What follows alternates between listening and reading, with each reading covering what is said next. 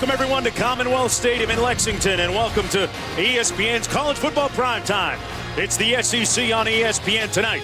Number 1, the Alabama Crimson Tide taking on the Kentucky Wildcats. Alabama with a 16-game road winning streak intact, and a 9-game winning streak going back to last year on the line as well. Here's a look at the standings and the polls, the AP poll. Remember, the BCS standings come out a week from tomorrow. Alabama checking in at 1, Oregon at 2, and Clemson battling Boston College today. Hello, everybody. I'm Mark Jones, chopping it up alongside Brock Heward. Lewis Johnson down on the sidelines joining us in just a few moments. Hey, Alabama comes in number 1, undefeated 5-0. They have the winning streak going on the road, 16 games.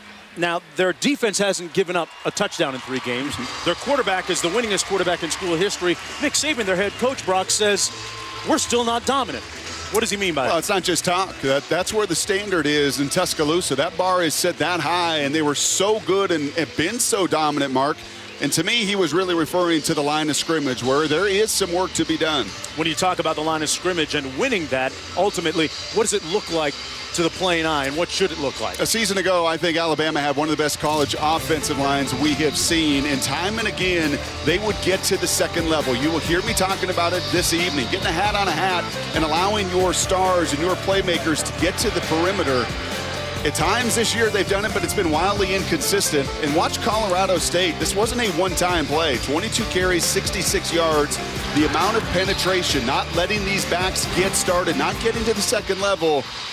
A chance tonight for Alabama to get healthy and get better, and they're going to have to here down the stretch. That Colorado State game, a little bit of a tipping point. It forced some of the leaders on that defense and the entire team to step up and push this squad in the right direction. Meanwhile, the Kentucky Wildcats trying to snap a 4-game losing streak against these Alabama Crimson Tide players, and Kentucky looking for its first conference win, 0-2, revved up and ready to take on number 1.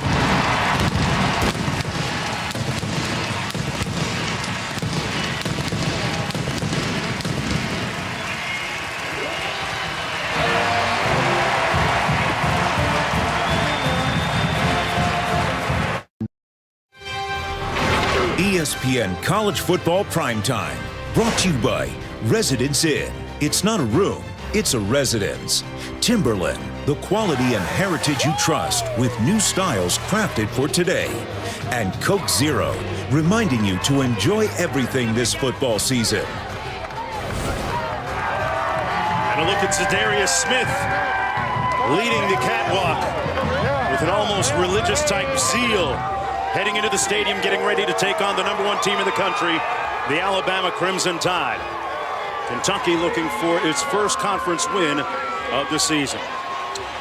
Mark Jones back again with Brock Heward, Lewis Johnson down at the field. Kentucky 2-10 a season ago. Mark Stoops comes in as the head coach, takes the job 10 months ago, and he starts to rebuild things. He's fond of saying we have to follow, quote-unquote, the process. They had 2 starting quarterbacks. Now they're down to 1. Where do they go from here? Well, I think that's because Mark and his offensive staff have learned that they are incredibly young and inconsistent, and they need playmaking from the quarterback position. That's why you're going to see Jalen Whitlow a whole lot tonight. He took every snap a week ago against South Carolina and played his best game. And think about Alabama. If you're going to somehow craft the miraculous tonight, they have struggled against quarterbacks that can create. And this kid is a dual threat. He can run it, he can throw it.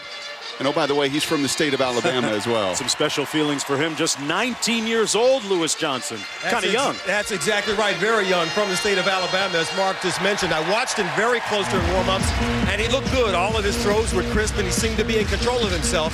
As Brock mentioned, he took all the throws this week, and I asked him, how was the week getting prepared? How was the stomach? And he said he feels good and everything is okay. But then flashes that smile on the 19-year-old face that tells me that something is churning deep below. I did have a chance to talk to Mark Stoops a moment ago, and he said he wants to see Jalen execute routine plays, be comfortable, and put the ball in routine spots. And then here's something that's just hard to believe.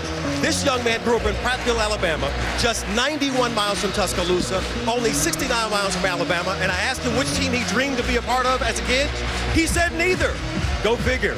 Starting for Kentucky tonight. That's a little bit odd, Lewis, but we'll see what he plays like today. He has a little bit of experience, started 7 games a season ago. Well, Alabama winning the toss, deciding to receive. So we're going to look at the Crimson Tide offense to start the game, and quarterback A.J. McCarron. That's a dangerous return man. White and Christian Jones back as well. Tremendous energy in this building tonight. A lot of buzz, a lot of folks talking around town. They know who's arrived here in Lexington, the best team in college football. This crowd's ready to rock and roll.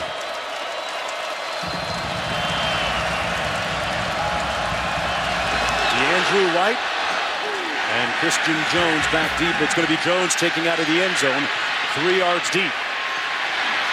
Couple of nice moves and makes it out to the 20-yard line. It'll be first down and 10 for quarterback A.J. McCarron. In a nutshell, folks, he has more BCS championship rings than he has losses as a starter. 30-2, simply amazing as the starter at Alabama.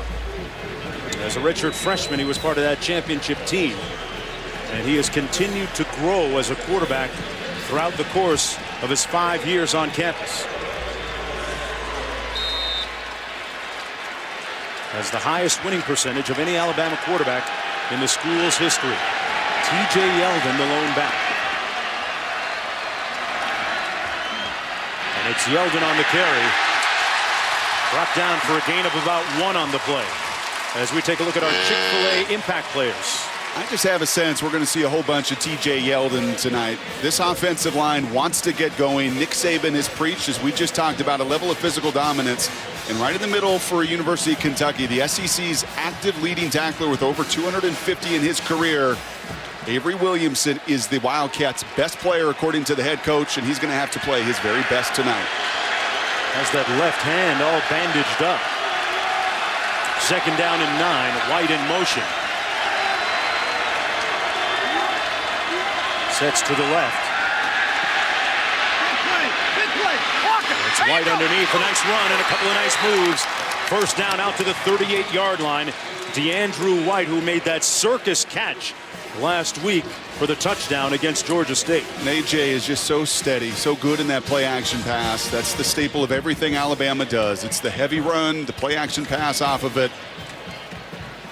And I think if there's any position group that's better for Alabama than they were a year ago, it's the wide receivers, especially with White getting healthy.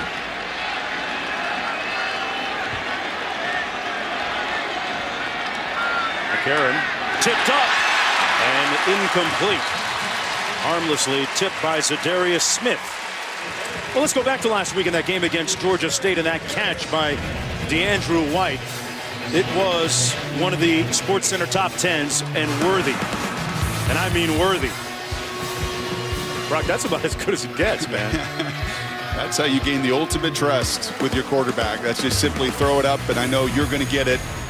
And the body control, the strength in the hands, phenomenal effort. And the tag to that story is his teammates all say, yeah, we're not surprised. We've seen a lot of that in practice from him. Second and 10.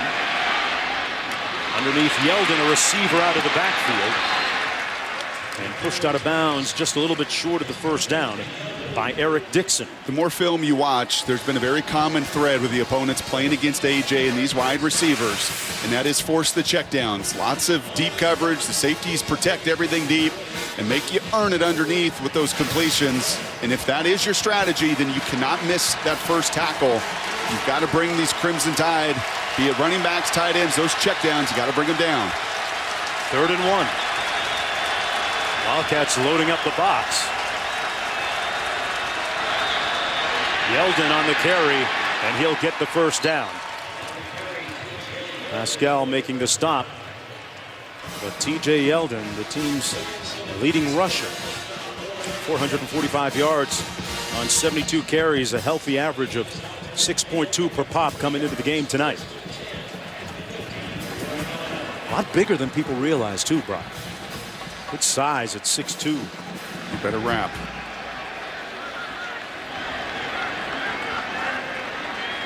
First and 10. McCarron incomplete, batted away nicely by Fred Tiller. Close quickly on that pass.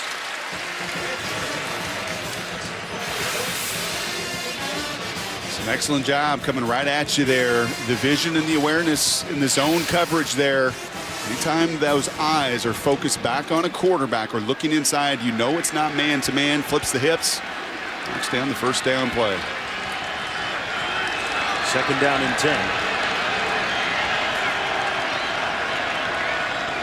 Vogler in motion. Karen hands it off to Yeldon. Nice cut back to his right. But a better tackle. And the ball squirts out of bounds. But a good shot by Eric Dixon. 3rd and long coming up for Alabama. Brock, we've seen them in games this year throwing a little bit earlier on the downs, but a good play here. Yeldon was down.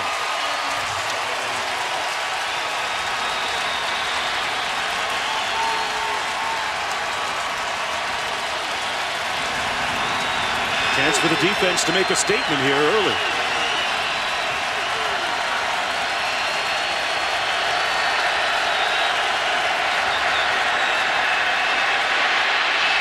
Wide open and incomplete. Dropped by Kenny Bell. So Kentucky's defense gets off the field. Good call by Doug Nussmeier, offensive coordinator. I told you all the zone coverage many teams are playing. The linebackers cheat up on those checkdowns, and you can't put it in a better spot. But it's basic fundamentals for Kenny Bell. You saw him take his eyes off, try to see the surroundings, not finish the catch. 3rd downs have been a bit of a challenge for Alabama. You go back and look at Colorado State, Virginia Tech. Those games were closer than they needed to be. And a big part of it was that 3rd down, lack of productivity offensively. Cody Mandel brought him to punt. Averaging almost 47 yards per on the season. Up from 44-3 a season ago. And they had an opportunity to down it inside the 5, but won't get there in time. 47-yard punt. It'll come back out to the 20, and we get our first look at Jalen Whitlow, who just happens to hail from Alabama.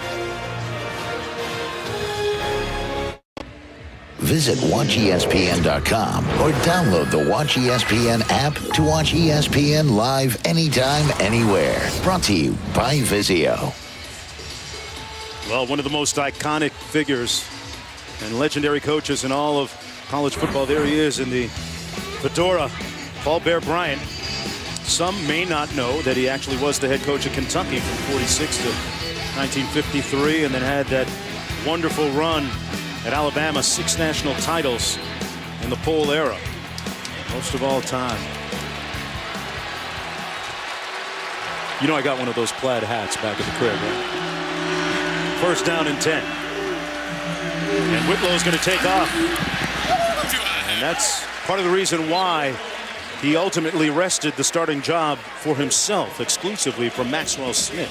Makes some plays with his legs, Brock. Was actually a quarterback and wide receiver on his state champion team out of Prattville his senior year of high school. And you will see quarterback draw, quarterback sneak. You'll see sweep just like that. Try to give Alabama a different target to try to hit. 6-yard gain, 2nd and 4.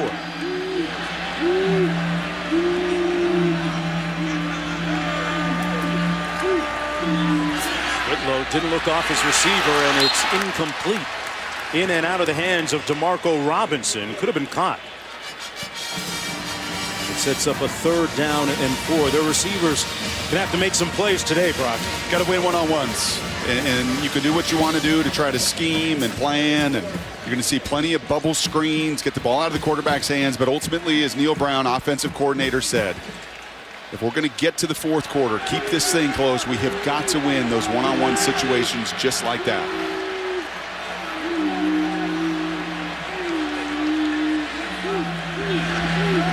Alabama comes with a little heat and batted down, incomplete at the line of scrimmage. Vinny Cincinnati there to bat it down at the line of scrimmage. He was a safety coming. He's the unsung stud on this defense. C.J. Mosley is going to be the consensus All-American, the best player. Cincinnati converted linebacker out of high school. And you see it. I know I'm blocked. You pick it up, and he nearly comes down with that interception. He's already got 2. He's taken back to the house. Such a good weapon, his ability to both play in space and then get back to his roots, what he was in high school, that linebacker around the line of scrimmage. Well, Kentucky, Brock, had the ball for all of 36 seconds. Kristen Jones back to receive this punt at his own 28-yard line. Landon Foster with a high spiral coming down at the 25. Jones with a couple nice moves An 8-yard punt return on a 48-yard punt. And Alabama will be on the field for its second series when we come back. ESPN College Football Primetime. Brought to you by Nissan, premier partner of the Heisman Trophy. And Arby's. Try the new Smokehouse Brisket Sandwich today. Officially nighttime here in Lexington, Kentucky. It's the SEC on ESPN. Alabama on the field now, first down and 10. A.J. McCarron at the helm. This is the guy that I'd like to see get started right at the bottom of your screen. Amari Cooper there, number 9. He's been banged up with a toe injury. Just have a sense tonight's the night where the star may shine. 1,000-yard receiver from a season ago. They're going to run it this time, though. And this is Kenyon Drake, second leading rusher on the team with a 7.1 per carry average. They've got some depth at this position. Out of Powder Springs, Georgia, a 6'1 sophomore. Sets up a second down and 2.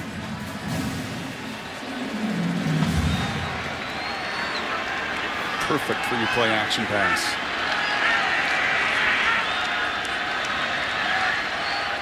Fowler sets in the backfield. They run the ISO. And it's Drake again with a nice move and a first down for Alabama as we go to Wendy Nix. What's good, Wendy?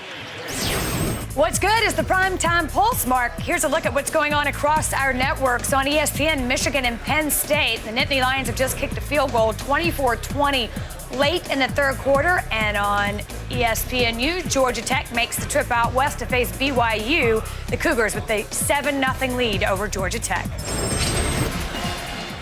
All right, Wendy, under 10 minutes to go, just underway here in the first quarter. 15-yard gain by Drake.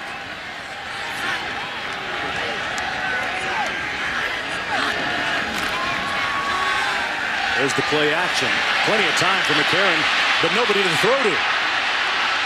And he wisely throws it out of bounds, nobody home. Good coverage in the secondary, it looked like. Oh, he's just a game manager, though, Mark. That's all he is, just a game manager. That I really don't like label. that term. I don't like that term. The guy, Nick Saban was exactly right with us. You know, maybe early in his career you protected him. Maybe he was a game protector. You never put the ball in his hands. Yeah, you know what a game manager does? Doesn't make mistakes. He wins, he limits interceptions, and then when the play is there, well, he hits them time and again in the big moments. Second down and 10.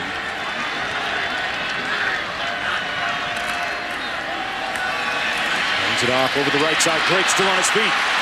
Breaks a tackle and brought down inside the 25. A missed tackle by Avery Williamson cost the Wildcats to the tune of 24 yards. We showed you in the open Alabama's ability or inability to get onto those linebackers. And here they try a little misdirection. As you see, Williamson's got everything right there for him. He's not getting hammered by the big body. That's just a play you got to make. And when Colorado State held this Alabama team to 66 yards, they did not miss those tackles.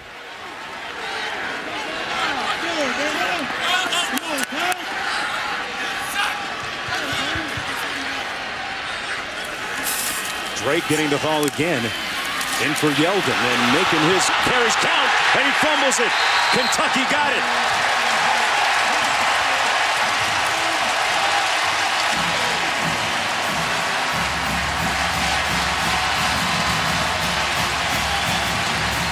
So the first break of the game in favor of Kentucky. Well, I'd give you two. I'd give you the drop third down pass that would have moved the chains into the red zone. Now you've got a fumble in the red zone.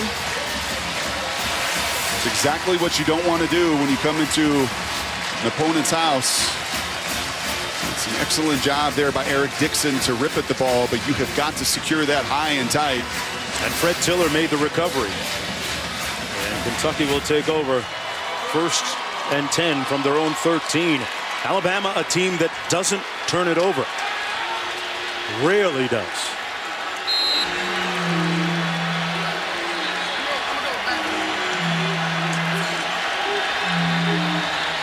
Well, the last time Kentucky had the football, they held on to it for all of 39 seconds. They fake the fly sweep and run it straight ahead. Raymond Sanders with nowhere to go, stopped up by C.J. Mosley. That's a name that we'll be saying throughout the course of the night with a lot of frequency. Yeah, I'll go back to the Virginia Tech game week 1, and when Chris Spielman says on a broadcast this is the best coached defensive team that he's watched on tape, I'll side with Chris Spielman. And this middle linebacker makes Spielman proud because the big bodies, they love to use those big guys in front to shield those blockers. You keep him free, he doesn't miss on tackles. 2nd and 10, Kentucky empties out the formation. 4 receivers out to the right. And a designed quarterback run will net them about 4 yards. Still looking at a 3rd down, maybe 7 to go. And when you say a well-coached group, and a good look at Kirby Smart, that last play is perfect. It's 2nd and 10. This is a chess match. This is what Nick Saban loves and Kirby Smart. So what do? You stunt. You bring a tackle and stunt, knowing that QB draw is coming. You free up your defensive end. And then you put the young quarterback in a nasty 3rd and 7. Well-coached and well-called on both sides of the ball. Whitlow under heat and sacked. Back at the 7-yard line, the ball loose. The ball loose, they're going to say he was ruled down at the 6-yard line. The sack coming from Jarek Williams. And that's Whitlow down on the ground. And he's hurt. That's the Tide's 7th sack this season.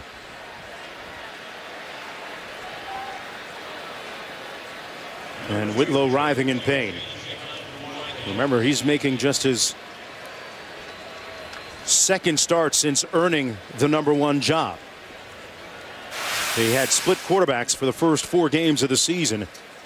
Let's take one more look at how it happened. Looked like his knee or leg might have got twisted underneath him there, Brock, his left one. And Alabama's not a huge pressure team, but they will bring an extra defender at times, and they do on that 3rd down. You see Williams, unfortunately, twisting Whitlow, and he couldn't get his legs out from underneath him, get twisted underneath him. Maxwell Smith, the backup, he's more of the thrower of the two. He's going to have to get loose.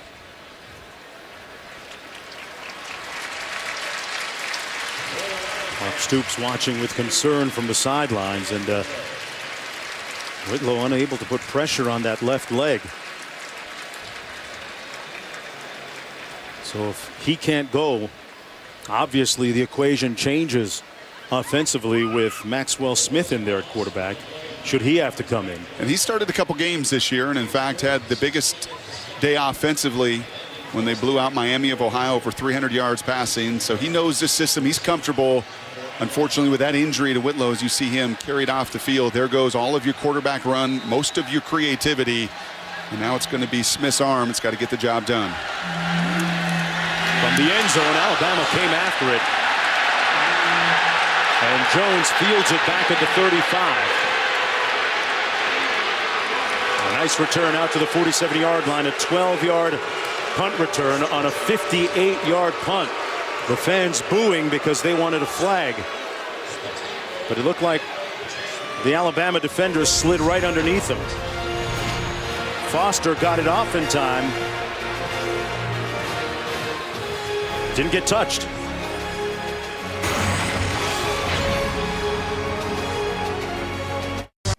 Zeros on the scoreboard with 7:03 to go in the first quarter. A few moments ago during that Landon Foster punt, the fans voicing their displeasure with the lack of a call on roughing the punter, but as you can clearly see, he wasn't touched, and then the official went over to the sidelines and told Mark Stoops, look at the scoreboard, coach.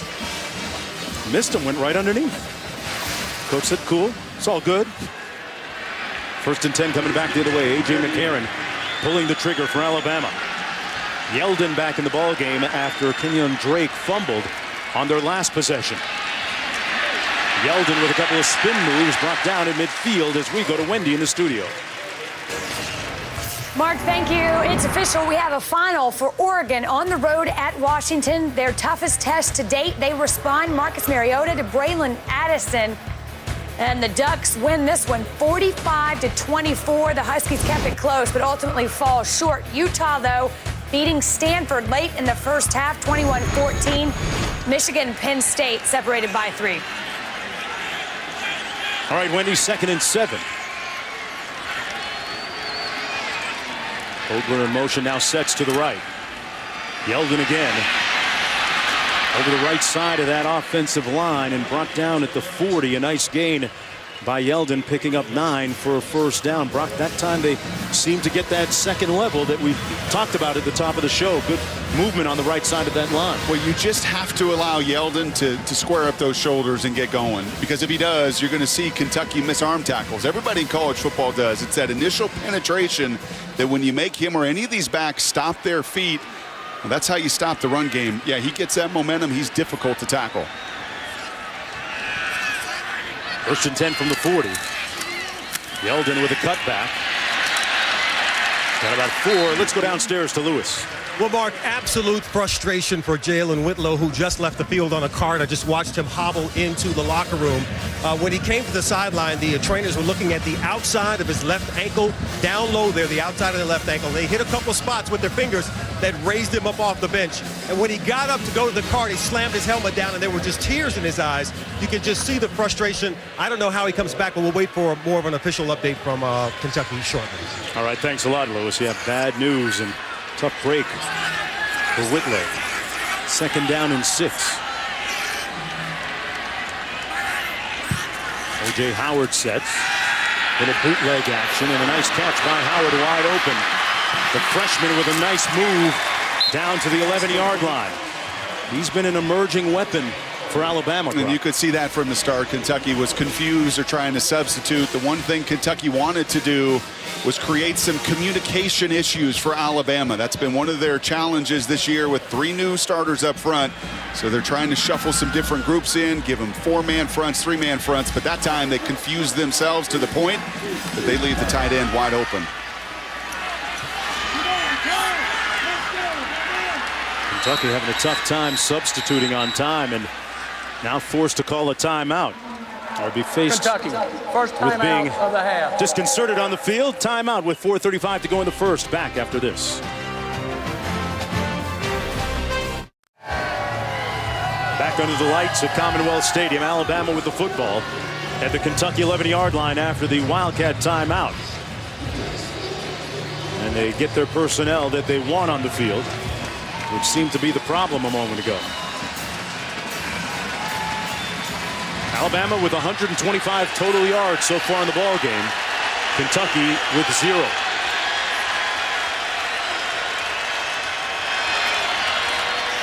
Yeldon fumbles it, and Kentucky got it again. The Tide's 2nd fumble of the game. Avery Williamson on the recovery.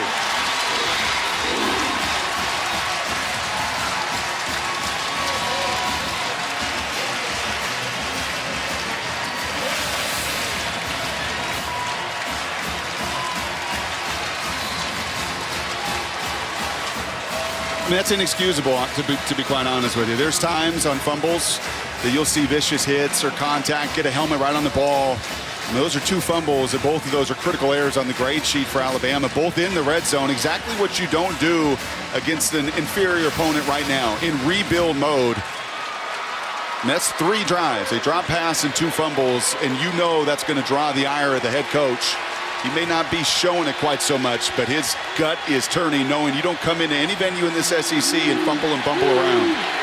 New quarterback in for Kentucky, Maxwell Smith. The injured Whitlow not in the ball game. Smith completes his first pass for the first down at the 12-yard line to Alexander Montgomery. So he comes out slinging and firing on his first play. Remember, as a freshman, he was on the all-freshman, all-SEC team.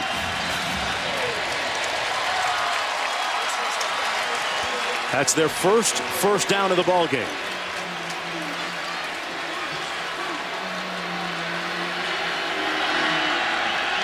Maxwell started some games last year as well as this year. He hands it off. And a gaping hole up the middle. Raymond Sanders with a 9-yard gain for the Wildcats. And they got a little bit of a spark here because of the turnovers. And there's the Crimson Tide's record when winning the turnover battle so far tonight, down 2. JoJo Kemp gets the first down for the Wildcats. A little bit of a buzz here in the stadium now here, partner.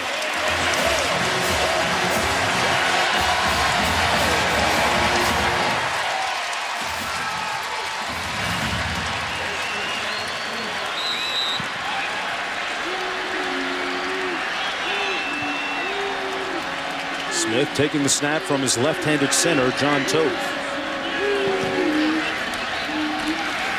Up the middle again, Raymond Sanders. Brought down by Sinceri, picks up 4 on the play. Sanders led the team in rushing a season ago. And Kentucky, like so many teams this year, going fast. And fumbling. And Sanders lucky there to pick it up. Yeah, it's going to be a legal motion. You're going to see this tonight with Kentucky. They're very much a work in progress on both sides of the ball, not even getting set.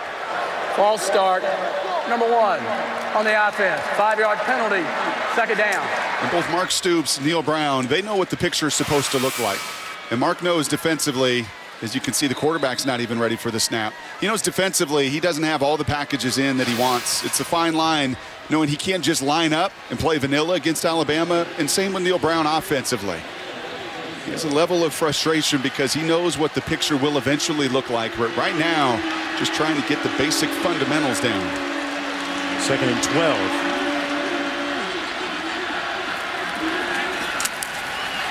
Smith just got it off in time and completes it.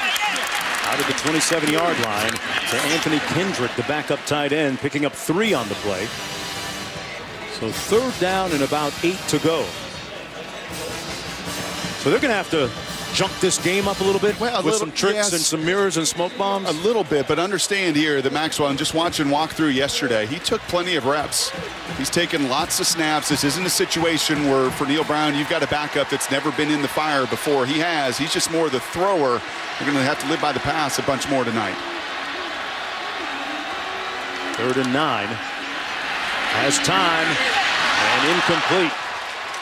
Little man coverage, incomplete, intended for Blue. Javis Blue, the team's leading receiver, couldn't find the handle. And Dion Blue on the coverage for the Crimson Tide. And that's twice now with Dion Blue. He's the best cover corner for Alabama. Some moving parts in their secondary. Eddie Jackson not starting tonight. You're seeing Bradley Silva on the other side, but that's twice with Blue. One-on-one press man coverage, 2 throw behinds. And Blue gets the Crimson Tide off the field on both occasions. Brandon Foster in the punt again, his 3rd one of the night. Boy, gets off another good one.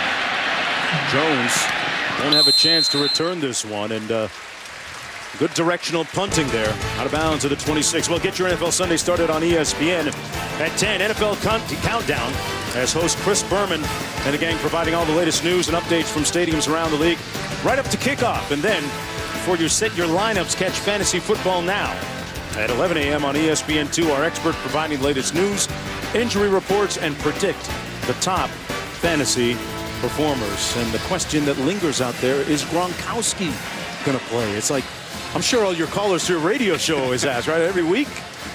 Maybe not so much a concern out on the West Coast in Seattle. Yeah, they're a little more concerned with the Seahawks getting right than they are the Gronk. Alabama concerned about their guys getting right. Too many miscues here in the first quarter.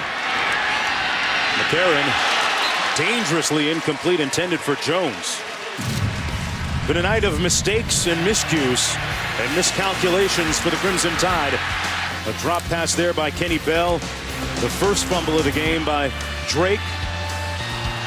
And then Yeldon on the last sequence coughed it up again.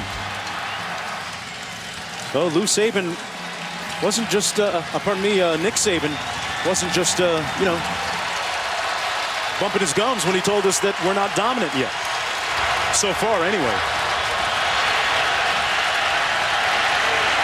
McCarron hands it off to Yeldon. And a nice stick short of the 30-yard line.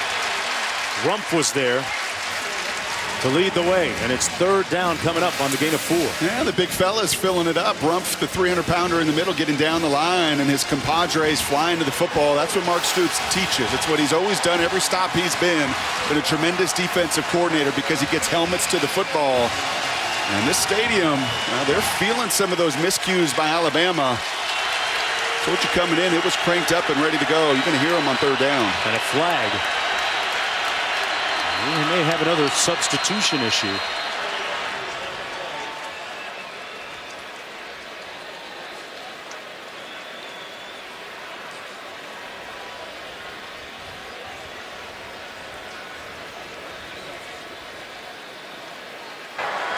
Substitution on the defense. 5-yard penalty. Third down. You know, and usually you will see this, and Mark Stoops, he was fired up after the last one. He is just beside himself right now. Usually you'll see this against teams that are no huddle, that are tempo kind of offenses. Alabama's traditional. They have plenty of time to huddle up, but this is all based on the different groups you're trying to put out there, the different defensive packages that you're trying to run to give you guys an opportunity to not just line up in the same spot for Alabama to hit you. Gives them a 3rd and 1. Yeldon. Boy, it's going to be close. I think he got enough, though, based on the spot. He earned the first down the hard way. Looks like they're going to measure. And Mark, I know yesterday when Coach Saban walked into our meeting and he starts to talk about them not being dominant, I think it's easy to roll your eyes and say, oh, come on. How many weeks have you been number one? How many championships do you have? But he's used to seeing the group at the point of attack dominate opponents and break their will. And that's been the part of this season that really jumped out to me on film as well, as I asked him to just kind of define the personality of this offensive line. A season ago, you're going to see Warmack and Barrett Jones and Fluker. Kentucky has blown 2 yards back time and again. And it's just a work in progress. He feels like it's not the talent, it's the level of continuity, it's communication, it's trusting one another next to you.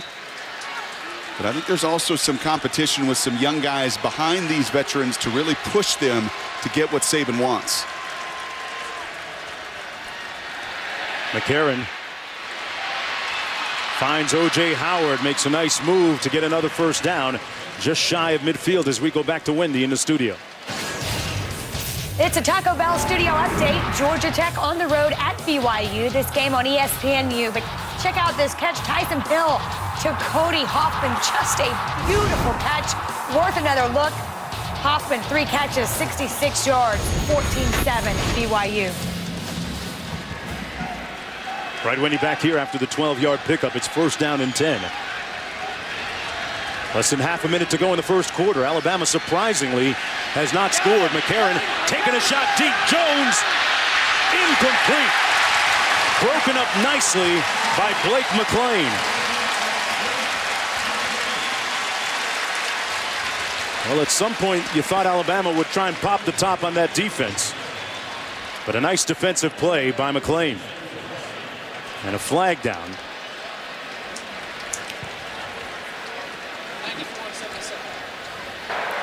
Personal foul, hands to the face. Number 94 on the defense. 15-yard penalty, first down. The one element as I watch A.J. McCarron on tape this season that I just love to see a little bit more, and I know the NFL scouts will as well, on these deep passes, just don't make your guys slow down. It's the right read. It's an accurate throw. It's not vastly overthrown.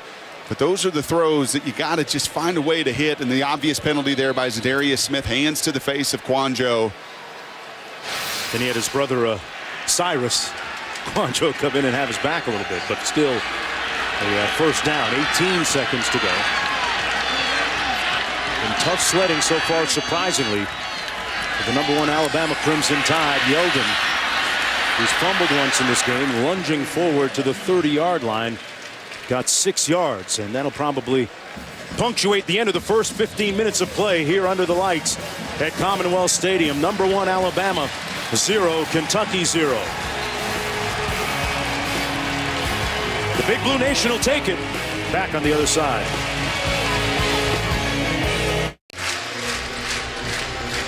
Welcome back, everyone, to Lexington. Under the lights at Commonwealth Stadium, there's a buzz, and you're watching the SEC on ESPN. #1 Alabama in a little bit of a fight here against Kentucky, trying to snap a 4-game losing streak against the Crimson Tide. I'm Mark Jones alongside Brock Eward. Lewis Johnson down to the field. 2nd down and 4 as we start the 2nd quarter.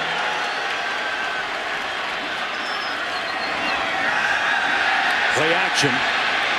Yeldon wide open and incomplete. He dropped it. And it certainly, possibly, could have been a touchdown. How many times have you seen this in the first 15 minutes in 10 seconds? How many times have you seen this? Critical drops, fumbles in the red zone. I haven't seen this game before. Out of the first quarter. Usually this is a team in the Roll Tide Nation hands in despair. They know it. That you've not been. This has not been all Kentucky forcing you into mistakes. These are self-induced, uncharacteristic to say the least. 3rd and 4. McCarron complete. White hanging on. Brought down at the 24 and picks up enough for the 1st down. But yeah, Nick Saban and Doug Nussmeier, the offensive coordinator, have to be shaking their heads at what they've seen transpire in the 1st quarter. We have an injured player down in the field. That's Ashley Lowry. Kentucky has already lost its starting quarterback. Maybe not for the night. We'll get an update from Lewis Johnson as their quarterback Jalen Whitlow was hurt on the 2nd series of the ball game.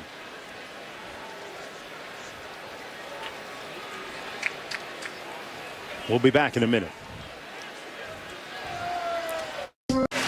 Welcome back, and you're looking at Ashley Lowry, the starting strong safety for Kentucky, being tended to on the sidelines. Here's what happened a moment ago.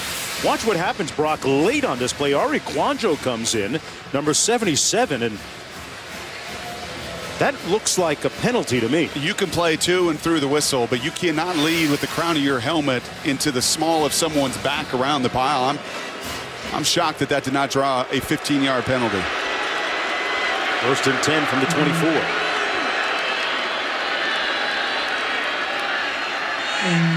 Karen hits his receiver.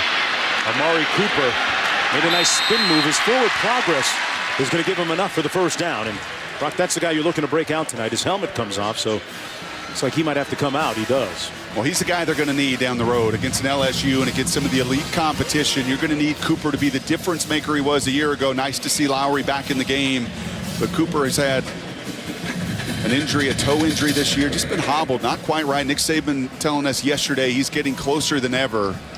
And this isn't just for this evening, but as you build throughout the rest of this season, and you know you're going to need to win one-on-one situations, he's still their most dynamic athlete on the outside. You talk about LSU, they get LSU at home, and boy, what a performance by LSU in holding Florida to just well below their season average offensively this year. You don't set every freshman record there, yards, touchdowns, a season ago as Cooper did, unless you're immensely gifted in this program, and he is. Out of Miami Northwestern High School. Talented football hotbed down in South Florida. 1st and 10. Yeldon stops on a dime. Made a nice move and brought down by Eric Dixon. Picked up 4 on the play. So you've had a drop pass and 2 fumbles right around the red zone. You think you're going to just see the hammer? You think you're just going to see run after run after run and establish that line of scrimmage? Hand it off again to Yeldon.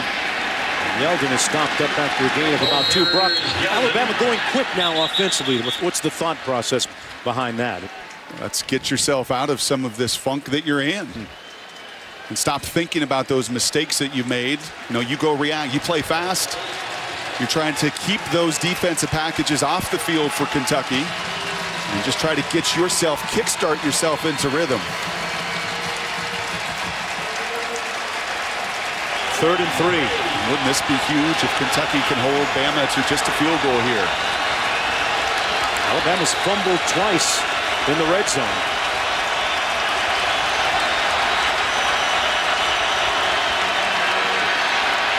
McCarron under some heat.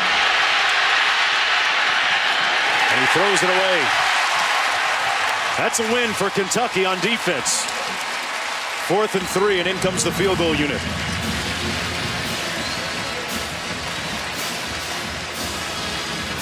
Yeah, Mark Stoops knows how to coach defense.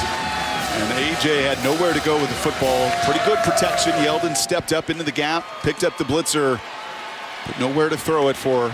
Well, we'll say it again. He's just a game manager, Mark. He just throws the ball away to live to play another day. 30-2 as a starter. Must be doing something right. Cade Foster in to try this field goal from 25 yards out. 5 of 6 on the season. And we have our first points of the ball game coming from Alabama, courtesy of Foster. Back with more after this.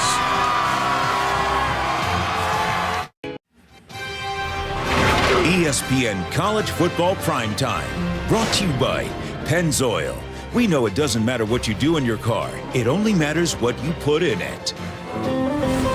And back live in Lexington with the score Alabama 3, Kentucky nothing. And let's take a look at the FaceTime profile brought to you by Edward Jones. Well, this past May, 3 Kentucky seniors traveled to Ethiopia, part of an athletic department service trip. Jonathan George, Kevin Mitchell, Avery Williamson.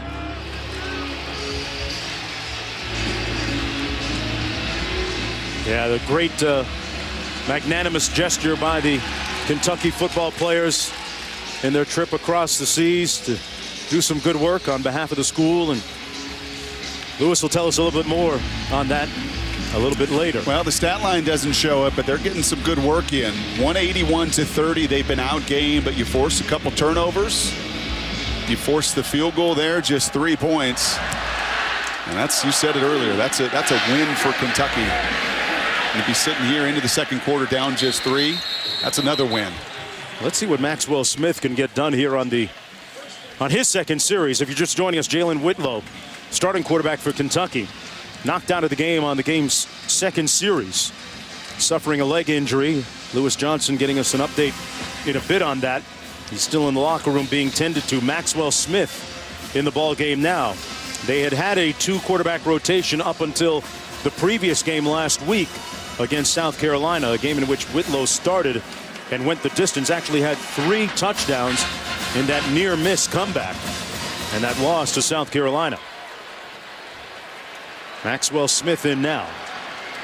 As a sophomore, started in 4 games that he played. Completed almost 69% of his passes. Here he is on play action. Completes it to Ryan Timmons.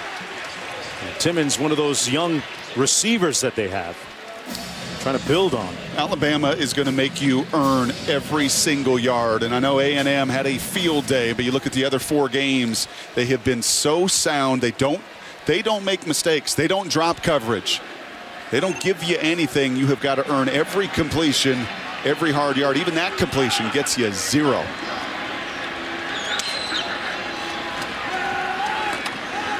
Hands it off, and a nice gain up the middle.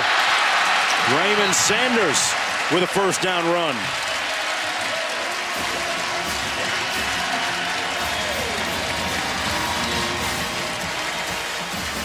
Little breathing room out to the 37.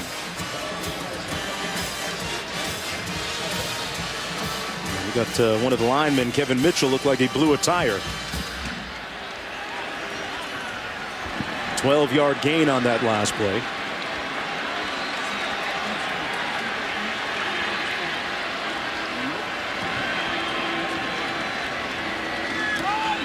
Hand off again to Sanders. And nowhere to go that time as we go back to Wendy in the studio. Mark, thank you very much. We check on Michigan, Penn State, a 3-point ball game here when Devin Gardner finds Devin Funchess his second touchdown reception of the game. It's now 34-27 on ESPN. All right, Wendy, a loss of 1 on that last play. This Alabama defense hasn't given up a touchdown in 3 games. That's one side of the story. The other side of the story is 42 points they gave up against Texas A&M.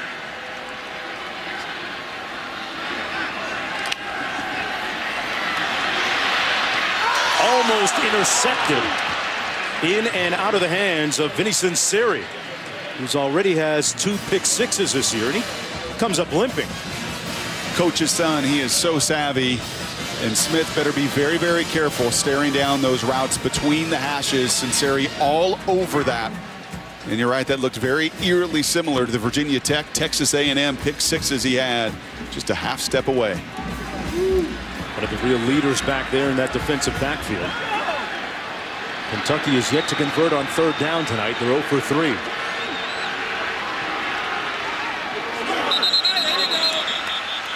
And here, a little motion up front.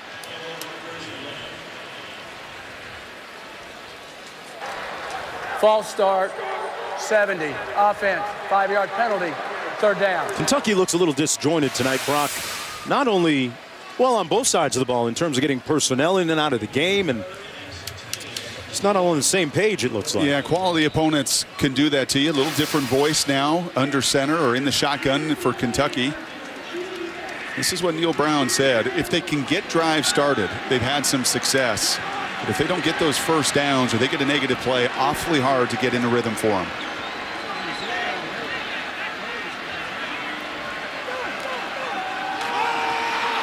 Smith hands it off, and this is Raymond Sanders again. Sanders got about 5 on the play. We haven't seen that much of JoJo Kemp tonight, who's the other half of that tailback tandem. Fourth down coming up, and the Wildcats will have to punt. They have yet to convert on third down. The other thing you see, Mark, and what just plays itself out is so many of these up-tempo teams, it's about box count. It's about the numbers game. And by look, Alabama says to you, run the ball, but they're so stout and they are so strong within there, and their linebackers scrape the tackle so well that they just really mess with your numbers game. And you're seeing that here through the first quarter and a half. Low snap, but Foster gets off a high punt. Jones takes it on the run. Boy, that's a pretty brazen move.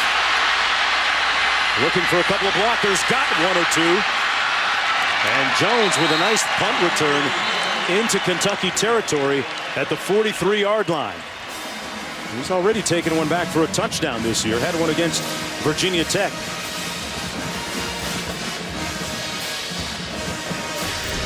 Christian Jones, lethal and potent in the punt return game. Has a punt return for a touchdown. Also has a kick return for a touchdown this year.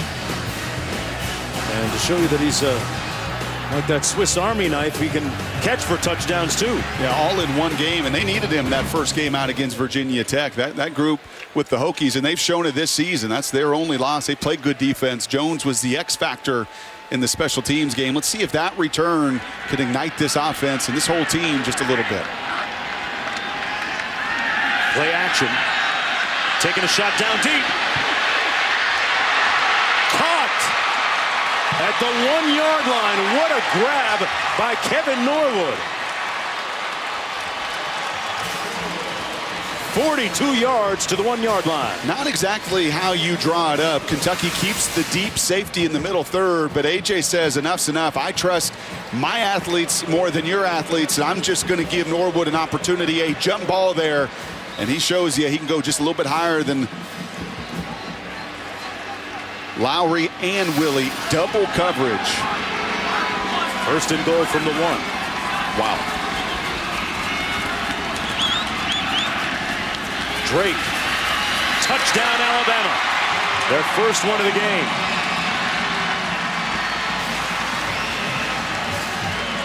Set up by that great catch by Kevin Norwood right there. It's always remarkable what a little momentum will do for you. And you get the momentum of the punt return. You had to think that Nussmeier would take his shot and maybe even told his quarterback, hey, you know what? Enough's enough. Okay, let's stop playing this thing quite so conservatively. We're better than Kentucky is on the back end of that. Trust your receiver to go make a play. They do. And then this time they don't fumble. They punch it in. The extra point good, and Alabama leads it 10-0. That time they don't implode in the red zone. McCarron with the handoff, and Drake getting the deal done.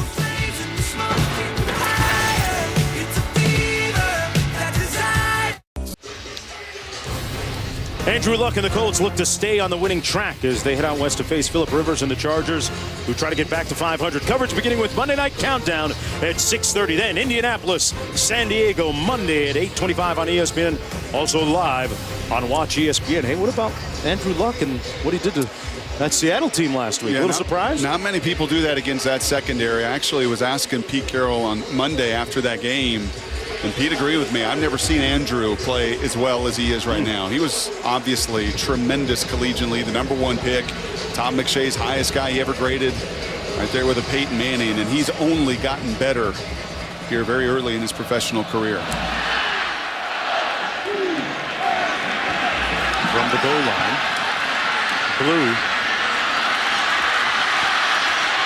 out to the 23-yard line. Speaking of Luck, Stanford down right now, trailing right now in their game. And Oregon getting a win today in the Pac-12. Tough win against Washington in Seattle. Well, tough is exactly what Alabama has been offensively in this second quarter this season, defensively for that matter as well. Just a field goal given up in this second frame, and that's in 5 outings. If you're Kentucky, what do you do here without panicking? Oh, you can't. Yes, what you've got to do is find some easy completions in here. And Neil Brown, offensive coordinator, was exactly right. He said Alabama just doesn't give you some of those easy completions that everybody else does. And you've got to find a way to move the chains here and start to establish some of your tempo. Play fake. Incomplete. And a flag thrown on the play.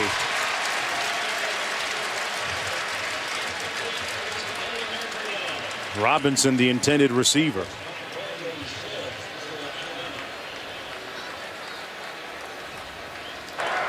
Pass interference, 16 defense, penalty, placed at the spot where the foul occurred. First down. It's against Silva. And I think he's the guy you also formationally got to try to attack. Players, formations, plays. You've tested Blue on a couple occasions. It's come out the wrong way. Silva, the redshirt sophomore, he's been the other side, the moving part with Jackson, Fulton. All eyes on the Crimson Tide, ranked #1 in the country. Incomplete at the 39-yard line. And, you know, when you're #1, you seem to trend worldwide as hashtag Bama versus UK is right now, worldwide on social media. I think that's what happens when it's a 0-0 in the first 15 minutes and people wondering just what is Kentucky getting done. Well, offensively, all they've gotten done is punt, punt, punt, punt, which is nothing. And Alabama's dominated this game statistically, but the great equalizer, those takeaways, Kentucky's got a couple of those. Now they're hanging around. But the Wildcats are just 46 yards of total offense, adding to the total here.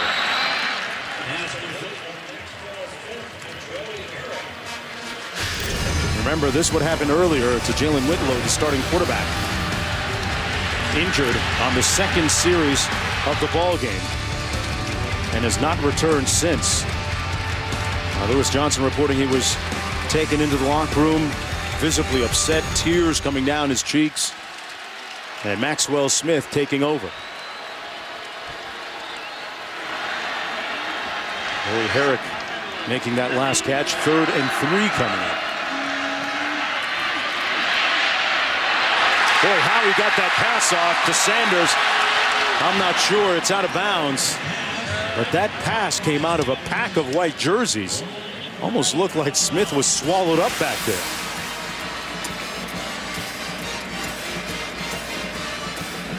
And not even close. And another 3 now. And those are the plays. I mean, you see Alabama and McCarron throw it into double coverage, and Norwood comes down with the big bomb. That time you protect well enough to at least give yourself a chance. And you see an open Sanders actually has Mosley beaten. He just can't execute in your one-on-ones. Christian Jones watches it bounce at the 20. Alabama players getting out of the way, and a good punt by Landon Foster, who's been busy tonight. That was his 5th of the evening. A 47-yard effort. A.J. McCarron, game manager, star quality. We'll talk about that when we come back. Under the lights at Commonwealth Stadium, where Alabama is 14-2 all time here in Lexington. Kentucky's had opportunities here in the first half. A couple of Alabama turnovers, 2 fumbles. and unable to convert them into points. Drake in the backfield, 2 tight ends, 2 wide receivers in.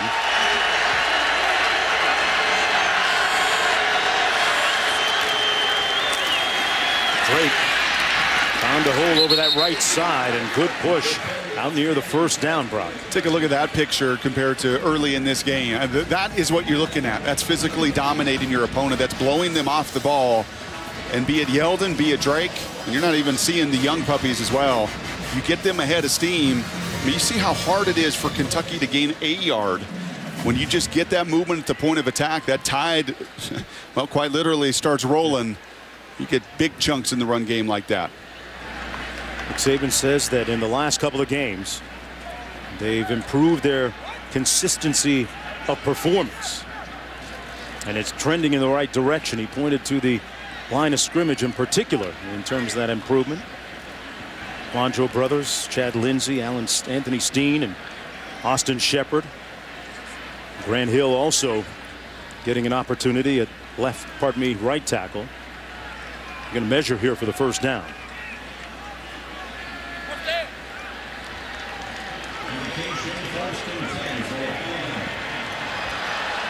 Alabama's pretty balanced in the way they've done things here tonight, Brock. Going back to last year, they're a picture of balance as well. Well, if you're going to be a pro-style system, you're going to have that level of balance. Yeah, a year ago, how about 3,100 rushing yards, 3,052 passing yards? I mean, that's almost silly in the level of balance. 1st and 10.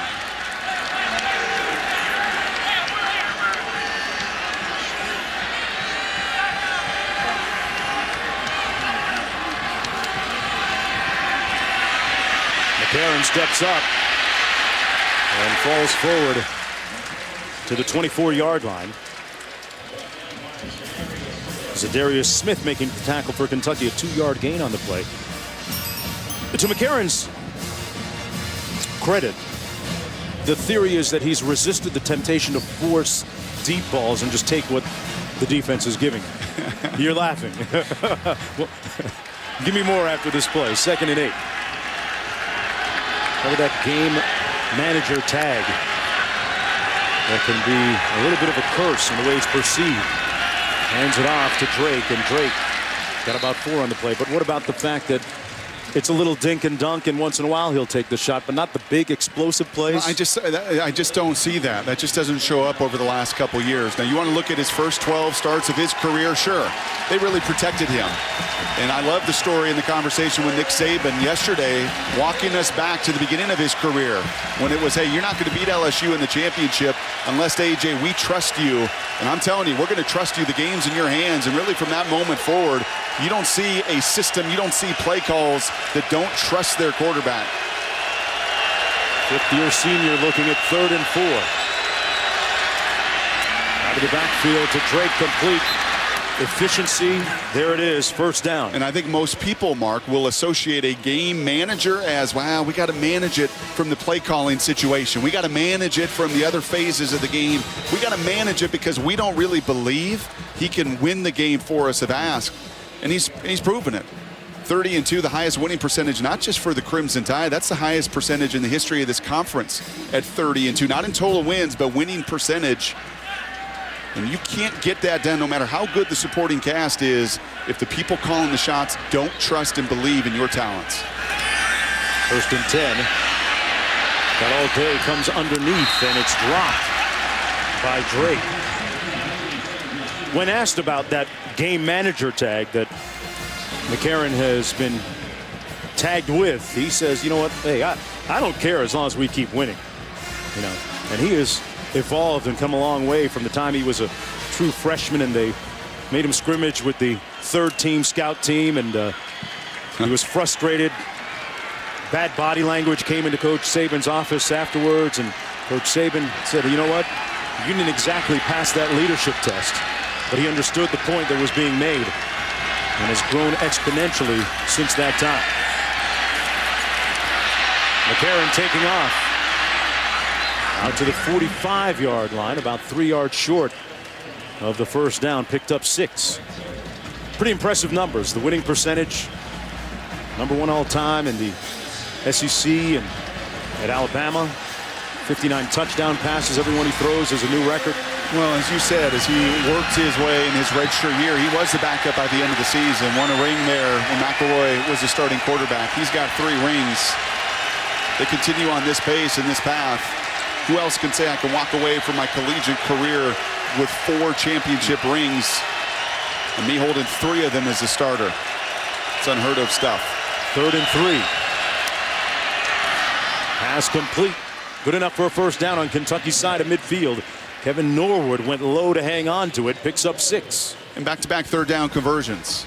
And once again, when you're going to play this style, you're not up-tempo, and in this SEC world, in the landscape, it's almost the haves and the have-nots. Either we're going to have it, and we're going to spread it, and we're going to go up-tempo, or we're not going to do it. Florida, LSU, Alabama. And if you're going to play this style, then finding completions on 3rd downs, moving the sticks, is what he's done for 4 years.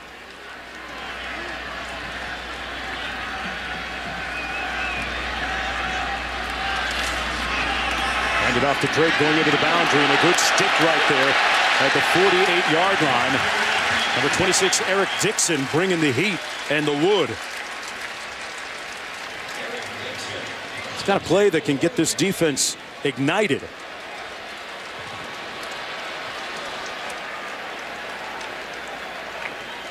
And we have an official that's down.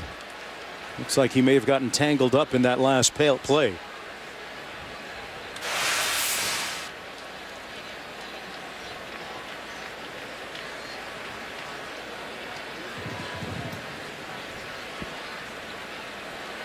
Yeah, the official got tangled up. Jeff Batts, the field judge, being looked at by the Kentucky staff.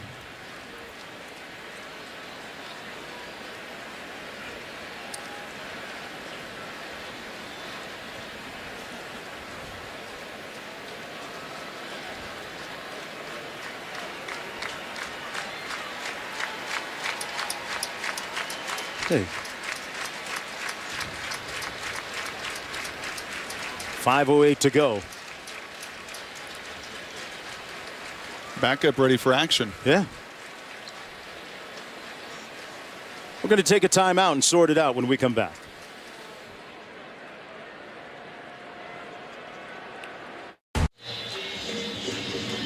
Well, you're looking at Terry Walters, the line judge, being tended to by the UK athletic staff and medical staff, shaken up a moment ago.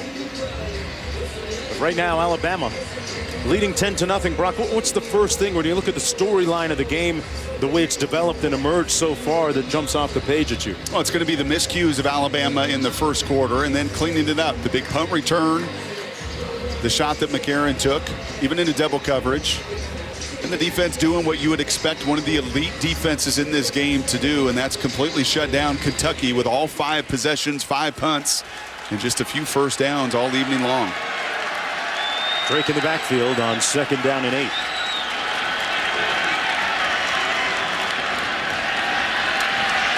Underneath, complete to Jones.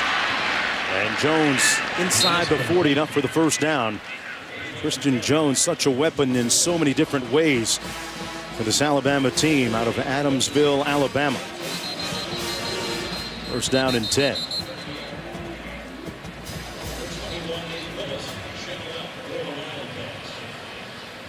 And the player on the field is Nate Willis,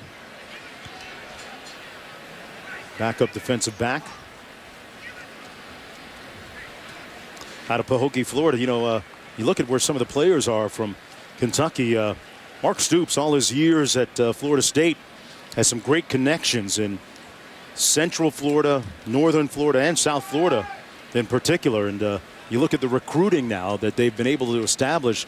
Things are really on the rise at UK when you project forward a little bit, Brock. Well, he put together the highest ranked recruiting class. I know they've not kept those for decades and decades, but a season ago when hired at the end of November, put together a group the many considered inside the top 30. The right now has got a group just outside the top 15.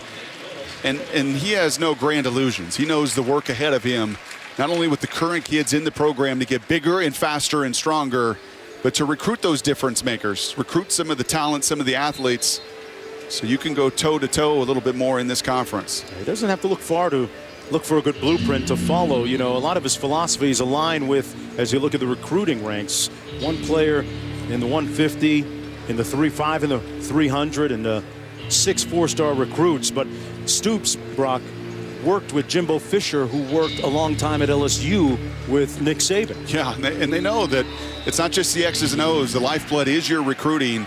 When was the last time that you could see a Kentucky football class, not basketball class, but football class ranked anywhere in the top 20, let alone number 16 as it sits right now?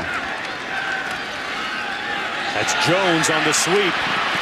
Well, they use him in so many different ways. A nice run inside the 25 by Christian Jones. You know, I thought I'd be the first one to bring up Kentucky basketball tonight. You beat me to it. 14-yard gain by Christian Jones and another first down for the Crimson Tide. And these are the kind of drives, and you could get the sense here when Alabama got the ball back after another good punt, fans on their feet, they sensed that, boy, this defense has got to find a way to get off the field. They've been on the field this entire first half. And what does Alabama do? And what they've done so many times, start to put their foot right on the throat, a methodical drive marching right down the field. That's out of the offset eye, play action. Nice pass by McCarron right on the money to Amari Cooper. And they're going to say he's out of bounds. Everyone quite aware of where he should have been. Boy, his heel was on the line when he came down. 2nd and 10. Amari Cooper, about 59 passes for 1,000 yards a season ago.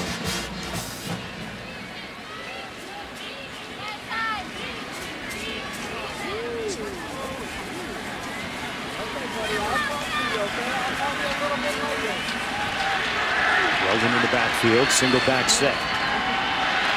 Yeldon with a nice move. Nimble feet. Yeldon, touchdown Alabama.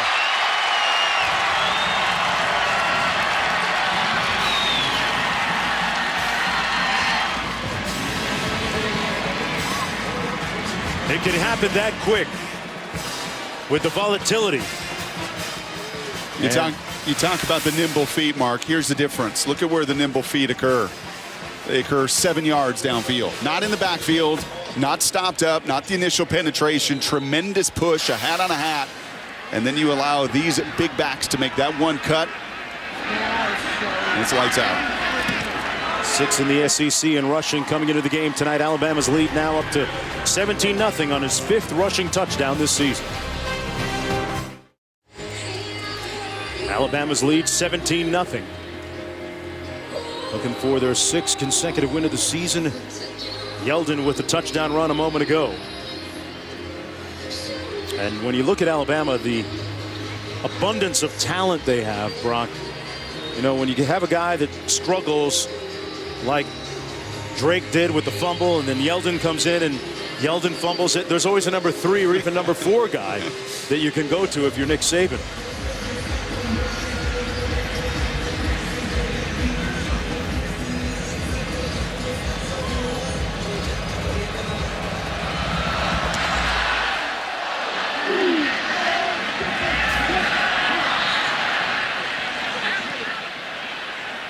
This one will come out to the 25, and we go back to Wendy in the studio.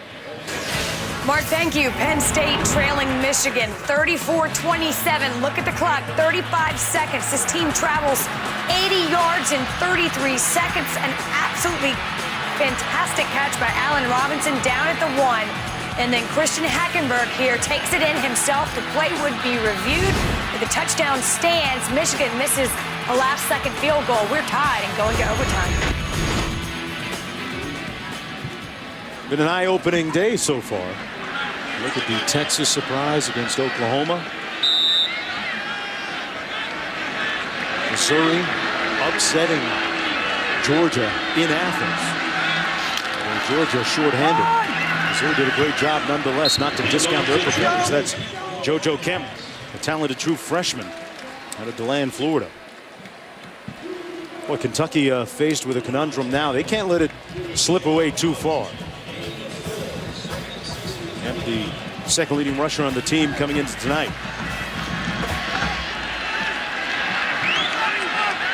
did a nice job last week in that near miss, that loss against South Carolina. Here he is again. One of the young talented players that Coach Stoops is hoping to build his program on. Well, with in-depth analysis, discussion of the standings, potential impact of upcoming games, and interviews with college football coaches and players, you won't want to go anywhere else. BCS Countdown presented by Allstate. Next Sunday at 8:30 on ESPN, then at 9 on ESPNU. Both shows also live on Watch ESPN. Partner, it's about that time. Get those standings coming out. And when you talk about standings, you talk about style points. Who's got them? Who doesn't? What do the polls think? What do the computers think?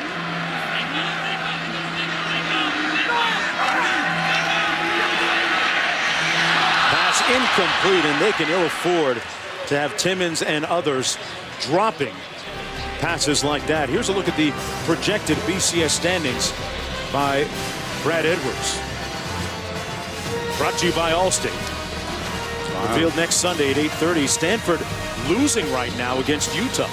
A lot of conversation about the Pac-12 and the strength of the conference, and one of the real compliments is there's very few easy games. Cal is in rebuild mode, but you had a sense Stanford came out of that Washington game really beat up and going and playing a very physical front seven of Utah. And right now, what a win that would be for Kyle Whittingham as they too. You're being modest, partner. You called that one today. That was your upset special. Sixth punt. Taken on the run by Jones. Actually, a 41-yard punt. And Christian Jones with a return with 2:11 to go here and an opportunity for Nick Saban. Nick Saban, a little smile. Whoa. Interesting yesterday in our meetings with Coach Saban. He seemed, albeit a little bit maybe disappointed. And the receiver gave a signal when he gained possession. The ball is dead at that spot. So it'll come back to the 30-yard line. Seemed a little bit slightly disappointed in their performance, but understandably when he talked about his room for improvement, the team's room for improvement, but very much a coach at ease. You have been around the best coaches, Mark, and I don't care what sport it is. It's all about process. It's all about constantly moving ahead, not focusing on anything in the rearview mirror. An ugly first quarter, not kind of the progress or the process he wanted, but a much better second here. Drake with the handoff. That offensive line providing a yawning hole for him. Out over the 40 to the 41, an 11-yard pickup on the play. 2 minutes to go here. Alabama with its full complement of 3 timeouts remaining in the half. And I'd be willing to contend that that's the most important aspect here over the final 32 minutes of this game, is to continue to establish yourself at that point of attack. McCarron completes the pass. Norwood and a flag down. A couple of them thrown on the field. We could have a face mask on this. 13-yard gain if it stands.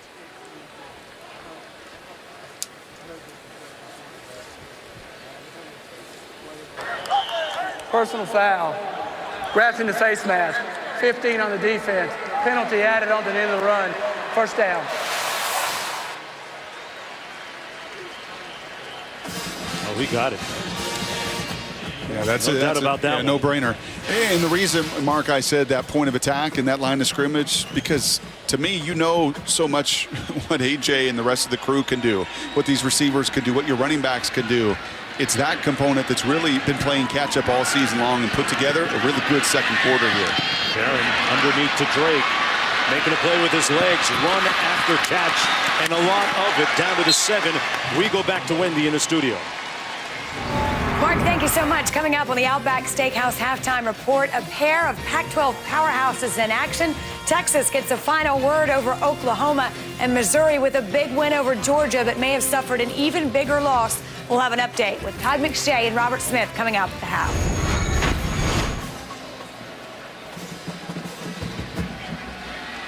First and goal. Crowd's got quiet, huh? Alabama team will do that to you. Light split to the bottom of your screen. O.J. Howard sets. Play action by McCarron. and dropped after being juggled by Jalston Fowler, the fullback, out of the backfield. And that smile that was temporarily across Coach Saban's face is gone. He's got 2 of these already this season, both touchdown receptions. Very much on that play. He's the big back and such a good blocker. Everything set up. But like we've seen on a few times, be some coaching tape for Nick and his crew on Sunday morning to take a look at just some of the finer fundamentals and details to finish. Drake empties out the backfield. 2nd and goal. 2 on the play clock. They're going to blow this one dead.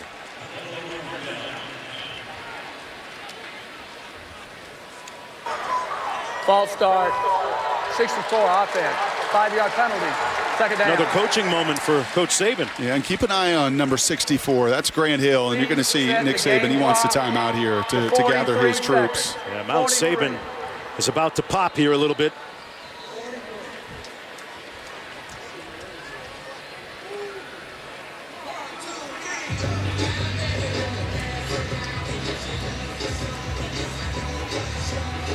Well, Brock, the hair on the back of my neck was coming up a little bit watching Coach Saban, but we were talking about earlier, Alabama ranked #1, Oregon and Stanford in hot pursuit. So far, there's a lack of style points on Alabama's part. Your thoughts moving forward now with the, well, a little over a week with the standings coming out. Well, elite teams do what? They put some negative plays and a negative quarter behind them, and this has been business as usual. This has been the dominant Alabama here in the 2nd quarter.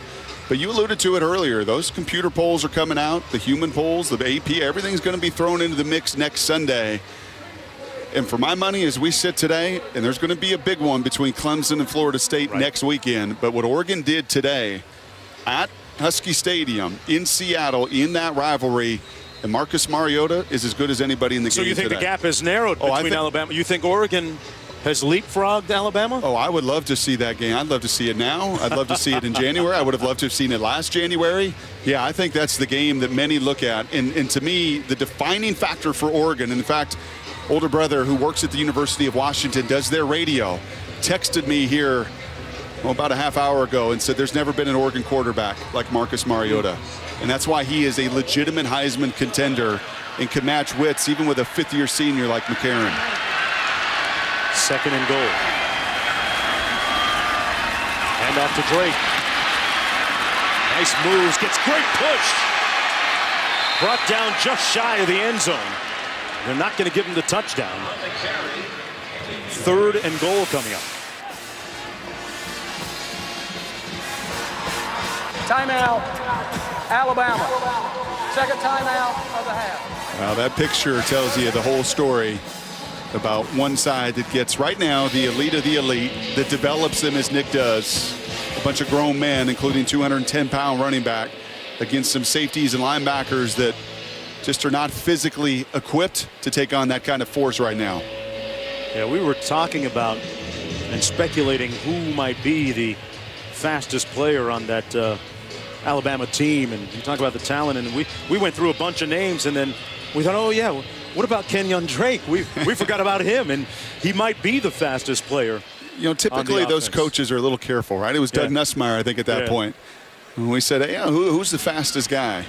And there you see Drake and Yeldon, the yards per carry dominant. I said, oh, that's a good question. I don't know. No, you line them all up at the goal line. Who's your fastest guy to the 40 or 50? And when you don't know and you're bouncing around between Cooper and Norwood and Drake, that's a good problem to have. That's a lot of guys at a place like Alabama. 3rd and goal. Let's see if they run behind that number 64. He got a good chewing from his head coach, and I know Nick likes a true freshman. Let's see if they run right behind the true freshman right tackle. That's Grant Hill. Up over top, touchdown, and he stuck the landing too. Kenyon Drake makes it 23-0 Alabama. Young players don't particularly like to be yelled at. And you can see some of the strength there, actually. It's Hill blocking back down. And it's not fun, I'm sure, to get a lashing like that. And when A.J. got it back when he was redshirting as a freshman, you don't always enjoy those, but it should be a pretty good sign to both player and fan base how much he thinks of that guy. And watch Grant Hill through the remainder of this season and see just how much he pushes for that right tackle job. Saban put Hill on blast a moment ago, and the offense blasted a hole for Drake for this touchdown. Well, folks, the most storied conference in college athletics will live on a new network. Tradition finding a new home. The SEC Network launching August 2014. For more information, log on to www.getsecnetwork.com. Well, Drake, Yeldon, Drake, D. Hart, Derrick Henry.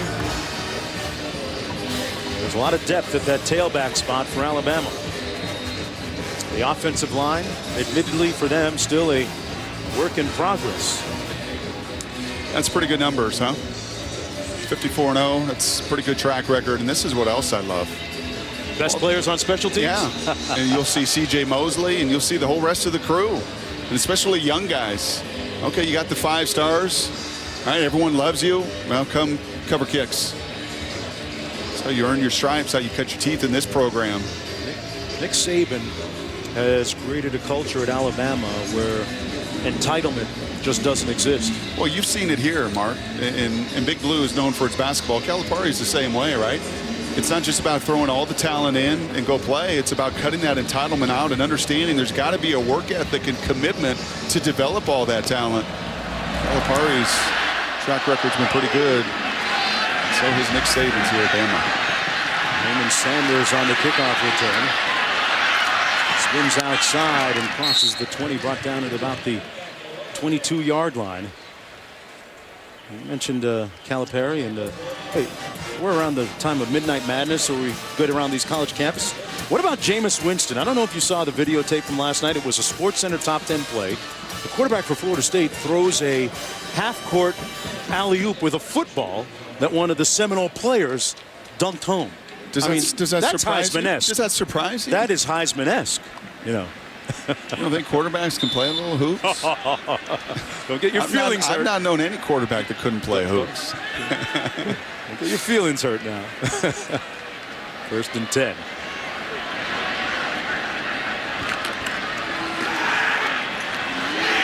There's JoJo Kemp. And Kemp gains about 5. And they're in hurry-up mode, but they're probably not going to get this play off. That's the end of the first half of play. Alabama looking for its 17th consecutive win on the road. And their 10th win in a row dating back to last year. 24-0 at the break. Let's go downstairs to Lewis Johnson.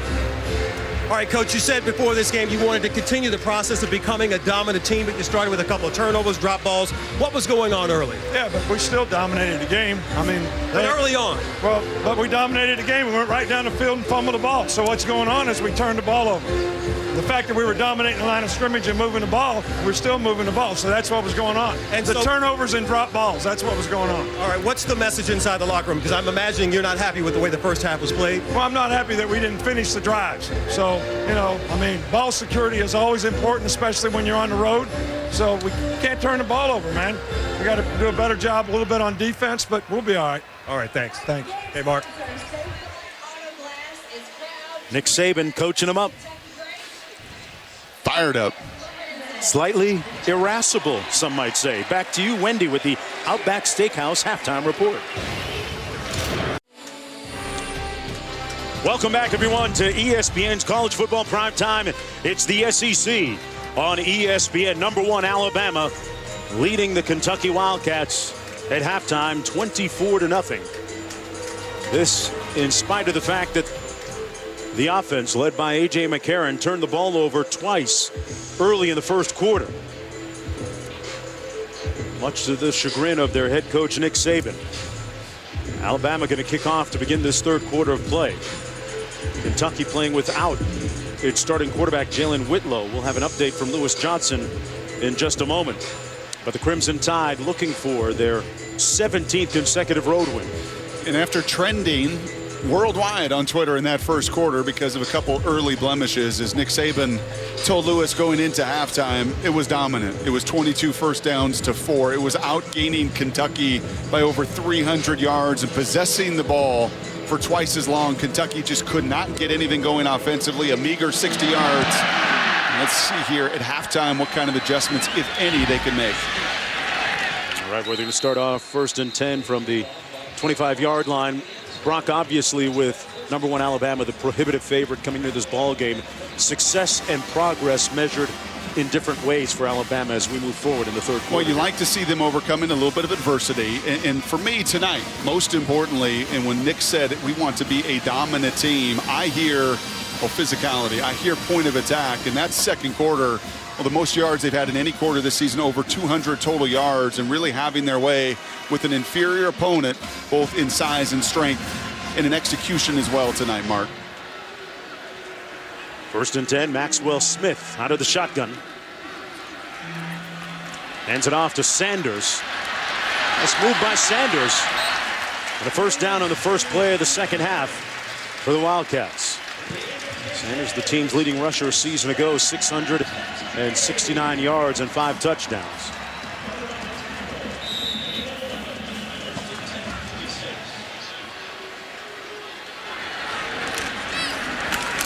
Sanders again trying the right side again. He got 3. So much has been made, Brock, about that offensive line for Alabama, and saying that, you know, there's 3 new faces from a season ago and they won the national championship. What about the defensive front? Stout. I mean, just heavy-handed, strong guys, very difficult to move. And while maybe the negative plays and the tackles for loss and the sacks haven't been quite where they've been in years past, I see a group that gets their hands on people and you just simply don't move them. Smith on 2nd and 7. And brought down behind the line of scrimmage. It's going to be a loss of about 4 on the play. Ed Stinson, the 6'4" senior out of Homestead, Florida, getting the sack. And in 5 games had just a half a sack, kind of representative of the rest of the team. Through 5 games this year, they had just 6 sacks coming into this evening. They're not a huge pressure team. They're a play very stout, suffocate that pocket, and allow all of the other talent at the second level and in the secondary to run around. Basically, Mark, they just play their assignments very, very sound.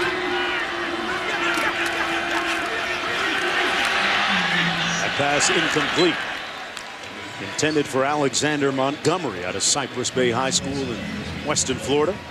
And they'll have to punt. 4th down coming up after that good start on 1st down, where they got the 1st down run from Sanders. They've got 7 3-and-outs tonight.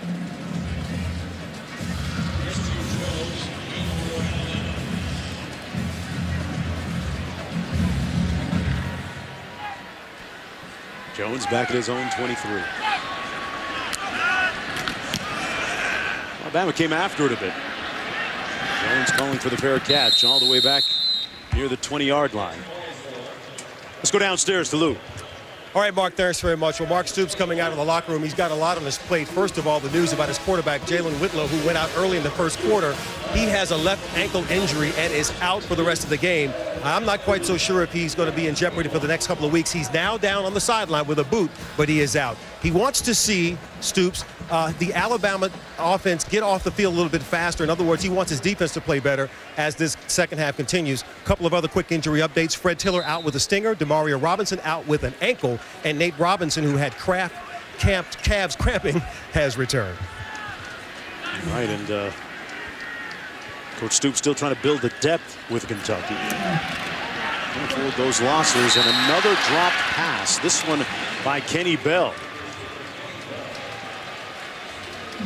Boy, but that type of night, strange to see, Brock. Alabama receivers drop as many passes and running backs drop as many passes as we've seen tonight. I'm thinking about 3 or 4 that I've seen already. Yep, just concentration. It's playing every single snap. It's executing the finer fundamentals and the details. And no matter who your opponent is, what the setting, what the score, that level of execution, so much about what Nick Saban and this program preaches. Fowler in motion now sets. Yeldon, nice cut, got a nice block.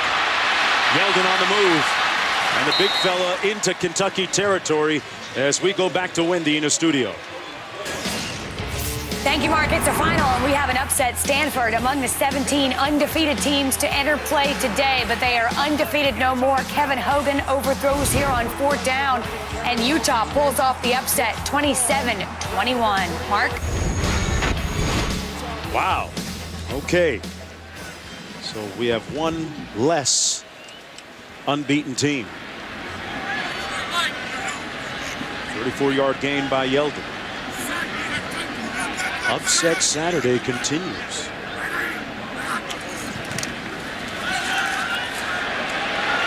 McCarron wide open. This one caught by Cooper. And Cooper with a couple of nice moves down to the 3-yard line.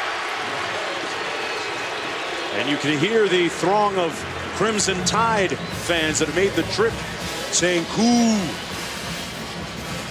Amari Cooper with a nice play. 41 yards in all, Brock. The deep play action pass, the double post clears it out, and this is the deep over concept, and all that heavy run sucks up the linebackers. And Cooper was so good at finding those voids a year ago, doing damage after the catch. As I said, he's one of these weapons that you know you can count on when healthy. And you combine it with the improved run game over the last 3 weeks, Alabama looking more like themselves from a season ago. Yeldon broke one tackle, spun away from another, got in, touchdown. What a play by T.J. Yeldon.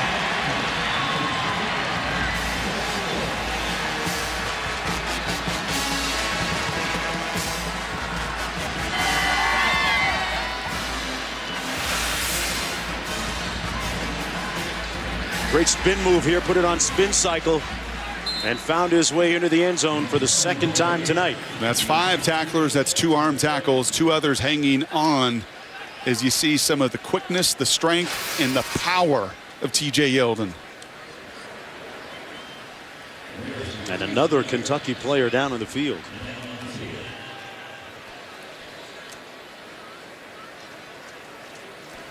Yeldon's going now, has gone over 100 yards rushing tonight. 15 rushes, 112 yards, 2 touchdowns. Bama up 30-0 when we come back.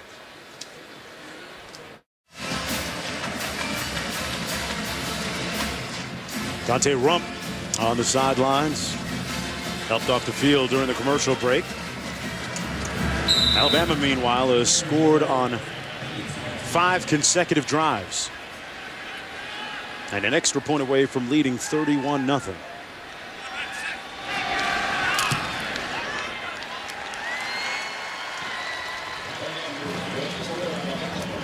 Interesting first half after a turbulent start, Brock, for Alabama. A couple of turnovers. They finally got in rhythm. Yeah, some uncharacteristic, really, turnovers by both Alabama backs, Drake and Yeldon. But then you see the response. Look at big Ari Kwanjo getting out in front. Just get a hat on a hat.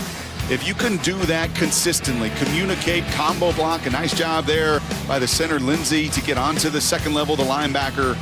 And we talked in the open of this show. The offensive line of last season for A.J. McCarron and crew was one of the best that college football has seen. And I think Notre Dame and Manti Te'o could attest to that a season ago. This group has been a bit of a work in progress.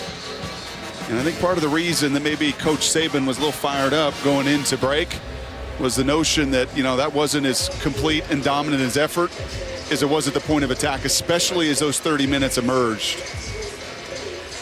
And watch for more of it here in the second half. He's not going to let off the gas when the backups go in, and it can be run, run, run, and even further opportunity with the number 2s that will push the number 1s like Grant Hill to continue to get that pad level, to get to that combo block, to get to the second level. Because if you add that element to this mix with these receivers, these running backs, tough to stop.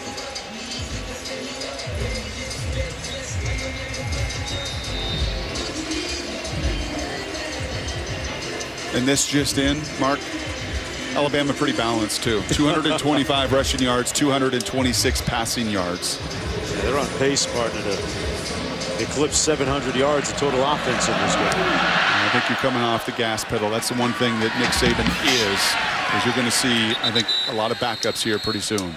Let's go to our first stringer in the studio. Not a backup, Wendy Nix. Mark, thank you very much. What a game. Michigan, Penn State. Again, Michigan undefeated, but they too fall. How about this? Bill Belton on the carry. Rushes left into the end zone in quadruple overtime. They are going absolutely crazy in Happy Valley, and with good reason. And how about Bill O'Brien, uncharacteristically fired up after a huge win for his Penn State program. Again, the final in quadruple overtime. Texas A&M leading Ole Miss 14-7 on ESPN. Johnny Manziel, injured, was helped off the field, but he has returned with a knee brace. All right, Wendy back here.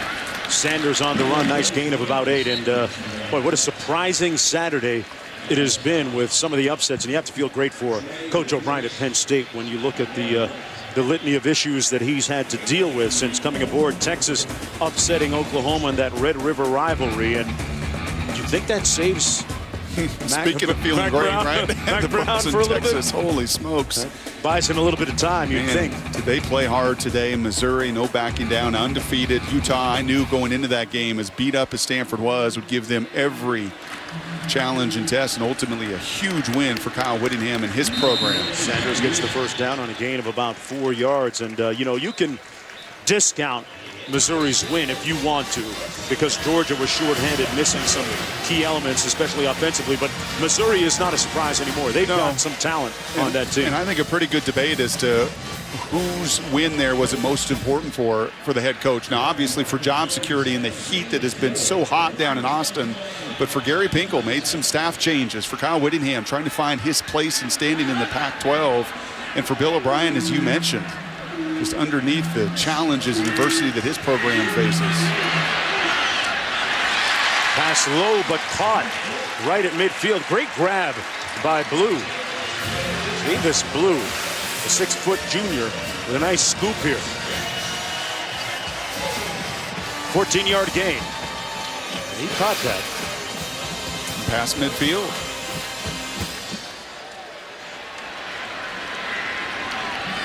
First and 10.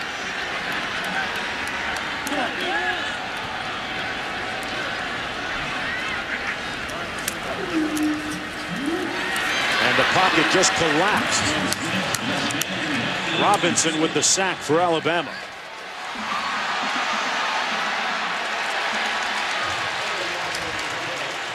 And a flag thrown. Robinson, one of those talented freshmen defensively for Alabama that Coach Saban is really enamored with.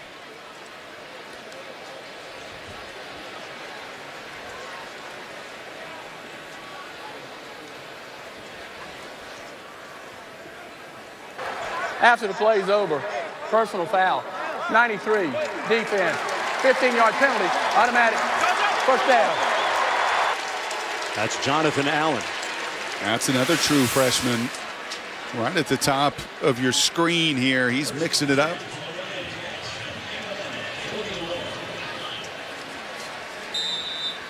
He doesn't like getting driven into the ground by Zach West. And after the whistle. There you go. First and 10.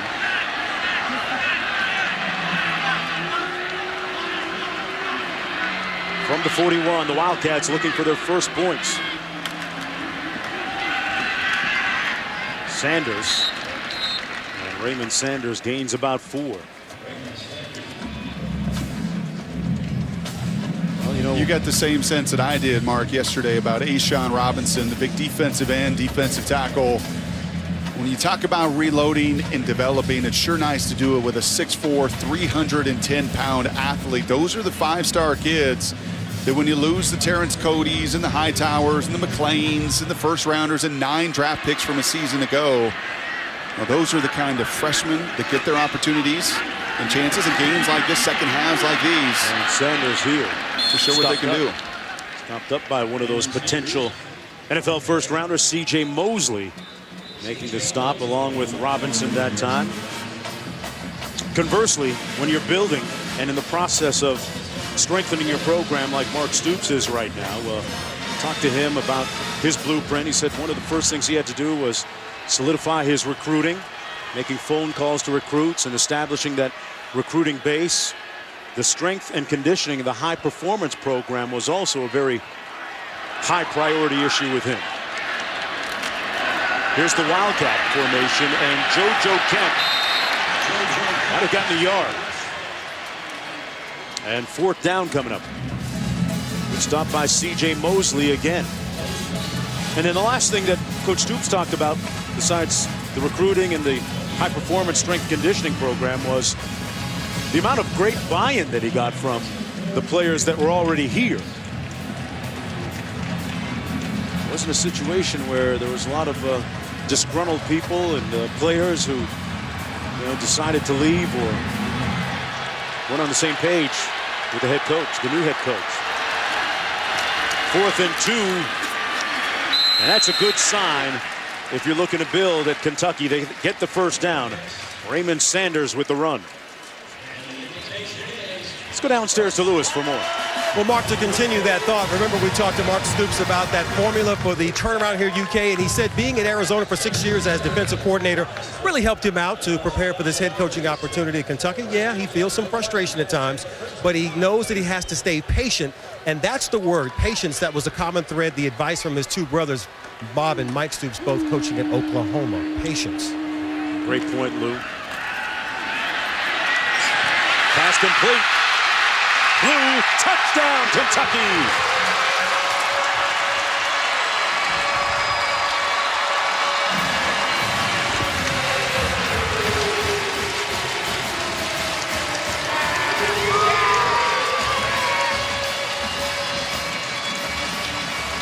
It's the first touchdown that Alabama's defense has given up in 3+ games, 3.5 games.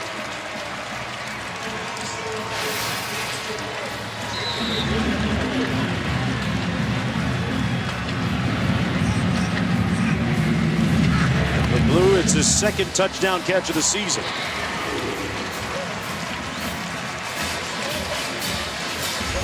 Baby steps.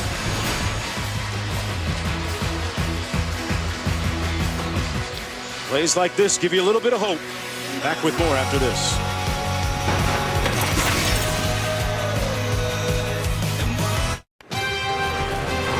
ESPN College Football Primetime, brought to you by Audi, Truth in Engineering, and the Land's End No Iron Dress Shirt, made to work, starting at just $49. Wow, they're good. The UK squad has won the UCA's National College Cheerleading Championship an unprecedented 19 times. Wow, more than any other Division 1A school. UK squad is the only team to win back-to-back championships 3 times. A little something to cheer about on that touchdown catch a moment ago. Yeah, that's what you call a rubber out on offense. Maybe a little pick route to some of those defensive guys, but a nice job by Javis Blue finally getting loose. And that's what they just unfortunately needed earlier. Exactly what Neil Brown said to us yesterday. We've got to get some chunk plays, some one-on-one opportunities. And Blue makes Williams and Fulton run into each other, gets a touchdown. Gives those cheerleaders something to cheer about. Jones going to take it out. And Jones brought down beyond the 25 at the 27. Hey, get your NFL Sunday started on ESPN at 10. Sunday NFL Countdown. Chris Berman and the crew getting you up to speed. And then before you set your lineups, catch Fantasy Football Now at 11 a.m. on ESPN2 as our experts provide the latest news, injury reports, and predict the top fantasy performers. From the 27-yard line, 1st down and 10 for Alabama. A.J. McCarron, a lot of work this past summer at the Manning camp, refining the nuances of his passing game. He also has someone that he works with back home in Mobile, Alabama. Drake in the backfield. And it's Drake with the catch. Check that, that's Jones, and Jones out of bounds has about 7 or 8 on 1st down. Well, they really like to move him around and use him in so many different ways. Yeah, he's tremendous. Punt returner, kick returner, one of the best in the SEC. Does a nice job out of the slot. I'll tell you one other thing. Look at AJ's uniform tonight. He had a couple scrambles. But this offensive line has not only run blocked really, really well over the last 30 minutes of play, they have also given AJ just tremendous pass protection. He's taken some hits this year on game tape, a little bit more than you're used to seeing, but not tonight.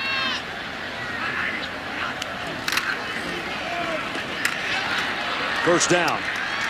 Carrying the ball. Great. Pascal making the stop. Yeah, he's McCarron's uniform surprisingly a little bit dirty. Brock, and as a former quarterback, I figured you would notice that. Well, like I said, I think those were from. Look at grass stains. Come on. Those were from a couple scrambles. Oh, geez, how's that going to happen? Well, I'll tell you what else stands out with AJ is when he came to Alabama. He told me preseason he was about 175, 180 pounds. And he's 220 now. He came in, he couldn't squat 185, and he's squatting over 500 pounds. When I talk about development, no matter who you are and how talented you are when you come in, you're going to leave this program better than when you came in. They take a shot at down deep. And caught by White. DeAndrew White with another circus catch. But there's a flag down all the way back at the 40-yard line, so hold on.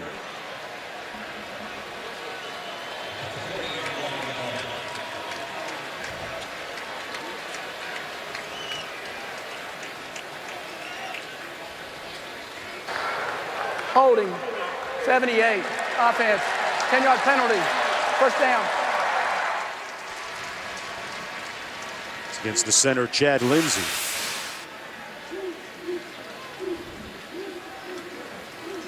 Yep, that's going to be a hold on Smith, and that all starts with just that initial target. When you hear not target as in the penalty, but target your block and your head position in your hands. And Smith gets that shoulder pad early, draws that holding call. Not called Smith's name much. He's their leading sacker. But at least he's able to draw the penalty there. Wipes out a 40-yard gain.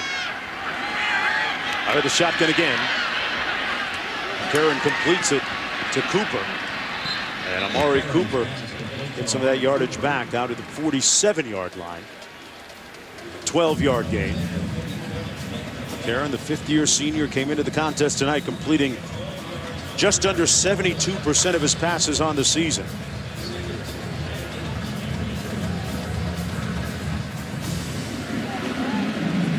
Look at the success of this Alabama program over the last 4 years. It really is remarkable what Nick Saban has done. Second down and 8. Jones, nice open field tackle at the 49-yard line by Cody Quinn. And a 4-yard gain on the play. Okay, so what stood out the most to you? You get a chance to sit down with Nick Saban yesterday and visit the hotel, good 40 minutes with him. All the great coaches you have been around, Jones, in the different sports. What stood out to you in that sit down? I think it's his ability to compartmentalize things and reduce success in the big picture to segments. And it's what he calls the process. At times it might sound a little bit trite or like a cliche, but it's what they do, and they do it well. 3rd and 3. Underneath, complete to White. Got the first down and then some. Chopped down finally inside the 20-yard line, and another Alabama first down.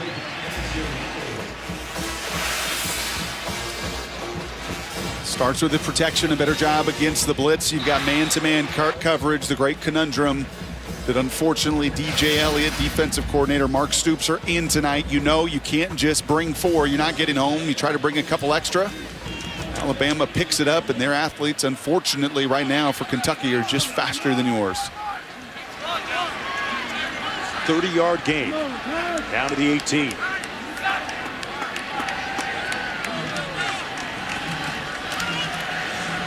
Carried into the end zone. Incomplete, intended for O.J. Howard, the tight end. Looked like he may have looked over the wrong shoulder at first. 2nd and 10 coming up. 31-7. And you know, with a 24-point margin, Brock, 3:22 to go, there'd be some that would start wondering, Why are most of the ones still in there? Well, this team is still a work in progress. It has some things to get right, correct? Yep. Let's go!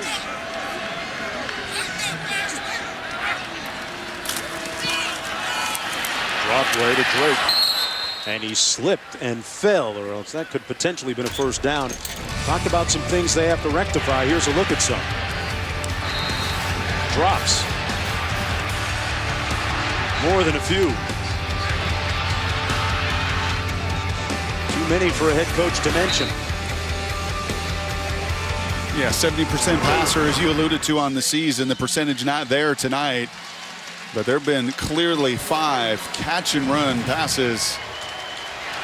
Just making that final fundamental move to look that ball in, been the difference. Over the motion and now sets on 3rd and 6. They're 7 and 9 on 3rd downs tonight. McCarron underneath complete. Drake with the catch and the first down. 1st and goal from about the 5 for Alabama. And the beat goes on for the Crimson Tide. A 9-yard gain setting up 1st and goal. You know, as this season pushes ahead, and well, you do what everybody does with Alabama. Everybody always fast forwards just to LSU, but there's Arkansas and Tennessee before then. But this is the quality of work. It is the pass protection. It is getting your backs out. All of those things that you know aren't just about this game tonight. It's always pressing ahead in that process to the big matchups down the road. 1st and 10, McCarron. Great ball handling. And incomplete. Intended for Howard. And broken up nicely at the last minute by Nate Willis. Looked like he got a hand in there and ripped it loose. Yep, just a tad late. Good effort. Nice to see Kentucky offensively on that previous possession. Put a touchdown together. And I know it's not cliche for these coaches to say, hey, this is your pride. This is your work. This is your body of work. We're watching every single one of these snaps, and you want effort from beginning to end. 10th play of the Alabama drive.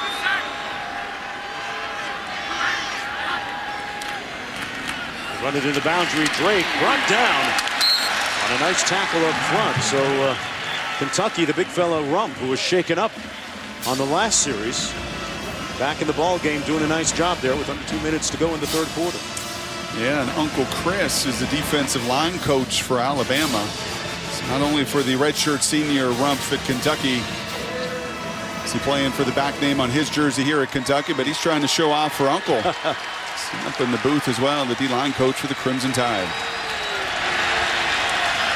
3rd and goal.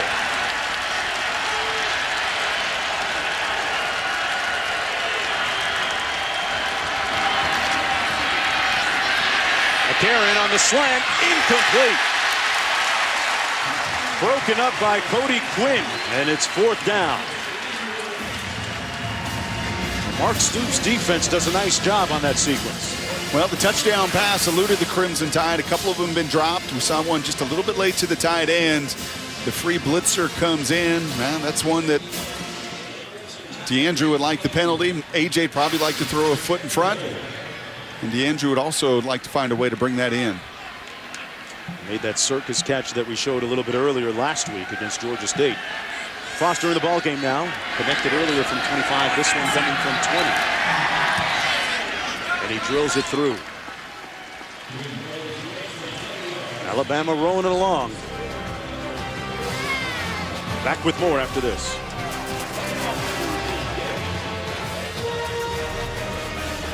Live in Lexington, and time for a look at the FaceTime profile brought to you by Edward Jones. Well, it was back in May when 3 Kentucky seniors made the trip to Ethiopia, part of an athletic department service trip. Jonathan George, Avery Williamson, and Kevin Mitchell there for a week, visiting families, distributing food, handing out filters to those without clean water, even helping to put up some tarps over some homes, getting prepared for the rainy season. All 3 of those guys, Mark, were very humbled by their experience, returned to Lexington thankful and appreciative for what they have. Jonathan George says he hopes to go back. Kentucky actually sends 2 groups a year to Ethiopia. One is a football group, and the other group comprised of athletes from other sports, but obviously doing great work and affecting these young people when they make a trip out of the country like that. Yeah, great experience for them, Lou. Whenever you travel overseas and carry out magnanimous gestures like that, it's going to change your perspective for a long time on things. Alabama leading 34-7. From the 2. Blue. Blue that had the touchdown catch a moment ago and a nice kickoff return out to the 32-yard line. Well, the most storied conference in college athletics will live on a new network. Tradition has found a new home. The SEC Network launching August 2014. For more information, log on to www.getsecnetwork.com. A lot of games and all your favorite sports. SEC Network on ESPN. Part of the great tradition of the conference. Starters still in. I don't think you want to leave with the sour taste of a touchdown drive. I think you'd love nothing more than to get your starters one more series, get a 3 and out, continue to do what you've done largely all night long, play very sound and dominating defense.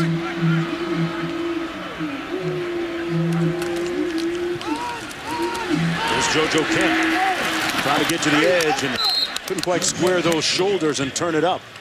Gain of about 3 on the play. C.J. Mosley making the stop. You know, C.J. Mosley, one of those players that is a leader for this team, especially on defense. You know, it was in the wake of that disappointing Colorado State game that he led kind of a players-only get-together and spoke his mind in the locker room in the wake of that game. It was a little bit of a tipping point for the improved performance that Coach Saban noted coming into the game tonight in our meetings with him. As Raymond Sanders getting to the outside and ends up about a yard short of the first down. 16 seconds to go in the third quarter, and Sanders comes up limping a little bit. Only that left leg. Boy, it has been a night of attrition for the Wildcats. Lost their starting quarterback, Jalen Whitlow, on their second offensive series. Other guys nicked and bruised up as well. They'll limp into the fourth quarter with Mosley and the Alabama defense on the field. And the Crimson Tide leading 34-7 when we come back to Lexington. You can kind of chill on the bench. Visit WatchESPN.com or download the Watch ESPN app to watch ESPN live anytime, anywhere. Brought to you by Vizio. Back for the start of the fourth quarter. They're flipping out, but for Alabama right now, the Crimson Tide going to the final 15 minutes with a 34-7 lead, looking to improve to a perfect 6-0 in the season and 3-0 in SEC play. Kentucky still in search of its first conference win this year. 3rd down and 1.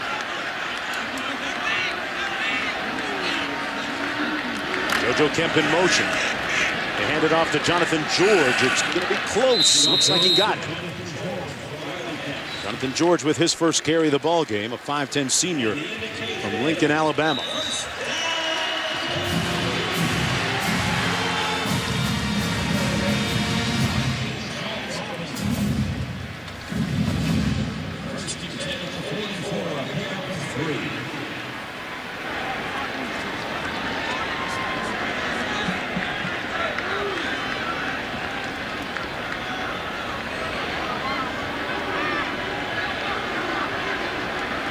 Shotgun, play fake, Smith with time, and now that pocket collapses and sacks him back at the 37-yard line.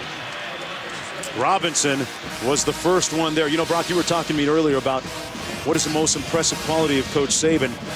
He told his players a story about a 2x4, and he said, guys, I want you to walk across this piece of wood, this 2x4, and they could do it easily. The purpose is to focus. He said, if I put that 2x4 40 stories up between 2 buildings, you guys are going to think differently about this task, but you shouldn't. You shouldn't be thinking about the failure of falling. You should be thinking about the success of just walking across that board. That in a nutshell. Great exercise and focusing on what you can do and potential success versus pitfalls. Well, I'll tell you the thing that I probably grown to appreciate about Nick Saban more than anything else. There's a lot of really good X's and O's coaches out there. And even though he loves the chess match and feels like maybe some of these tempo offenses don't allow him to play the chess the way he wants to do it, he's the motivator. And we saw it earlier. We saw it in the second quarter today where he calls a timeout to do what? To get right in the ear of his true freshman right tackle, to push the buttons and to motivate. And to me, to take the amount of talent that he has that walks in the door, and the number of stars, and in this day and age, the level of entitlement that many of them bring to the table, and to just cut that stuff out and get them to work, and as you said in that story, to get them to focus and buy in. Delay of game. Offense, number 11, 5-yard penalty. Third down. I think I can say unequivocally there's nobody in college football that does that better. Tell you what, he had a little help from our Herm Edwards earlier this year. Went and spoke to the Alabama football team, and the Rev had it going there. And I don't know if you saw that SportsCenter piece, but Coach Edwards had his coaching hat back on, did a nice job there. 3rd and 21. Maxwell Smith underneath complete to Jonathan George. And George brought down at the 44-yard line. Picked up 11. My guess who? That's my guy, C.J. Mosley. And, man, was it fun to talk defensive football with Nick yesterday about what makes that guy so special. I look forward to chatting with Todd McShay later as well, just about when you hear instinct, and that word gets thrown around, oh, this guy has great instinct, this guy can do that. Well, what is instinct? Is instinct just tremendous athleticism? Is instinct knowing your game plan inside and out? Is instinct having tremendous speed and explosiveness so you can finish? I mean, what is instinct? The great ones have it. He's got it in spades. Going to be a terrific NFL player because of it. Good directional punt that time by Landon Foster. And Alabama knows about sending players into the NFL. We'll talk to our draft expert, Todd McShay, when we come back on the other side.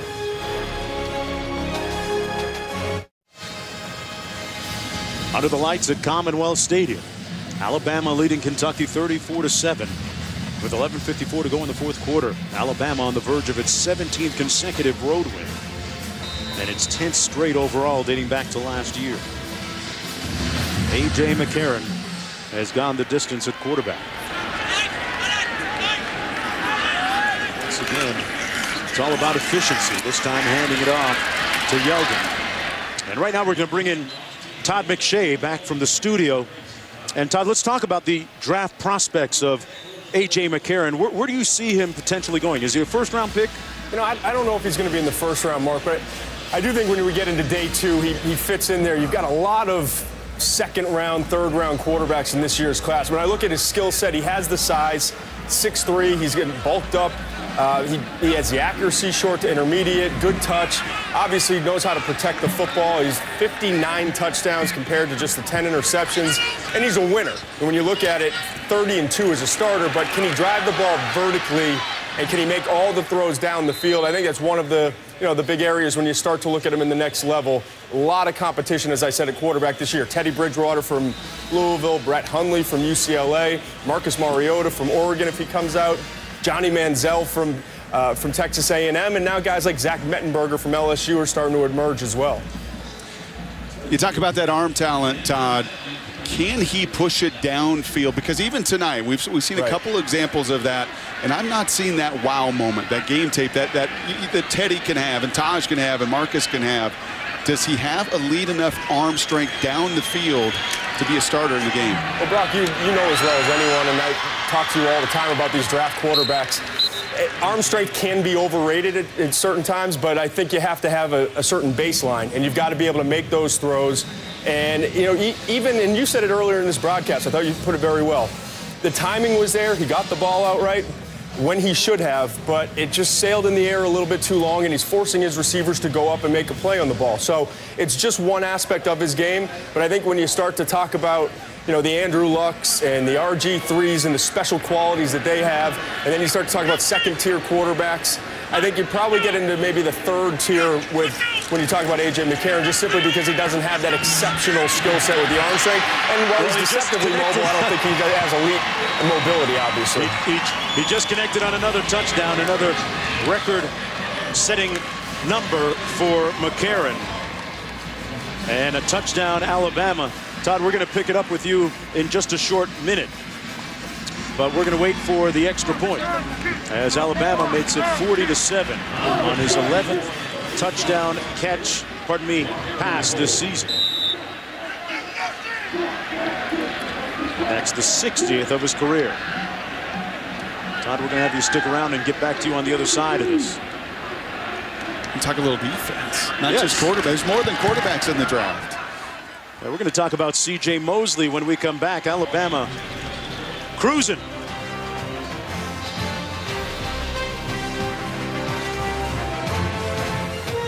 College football primetime, brought to you by Subway. Try the Tuscan Chicken Melt $6 foot-long special today. And Mazda. We believe if it's not worth driving, it's not worth building. Welcome back, everyone, to Lexington, Kentucky. It's the SEC on ESPN. Alabama well on the way to their 6th win of the season. And C.J. Mosley about to take the field on defense as the Crimson Tide gets set to kick off. Talk about the guy that is a difference maker on the field for one of the top defenses in the country. More than 500 tackles in high school. Wow. Out of Theodore, Alabama. 6'3", 238. Senior, one of the leaders.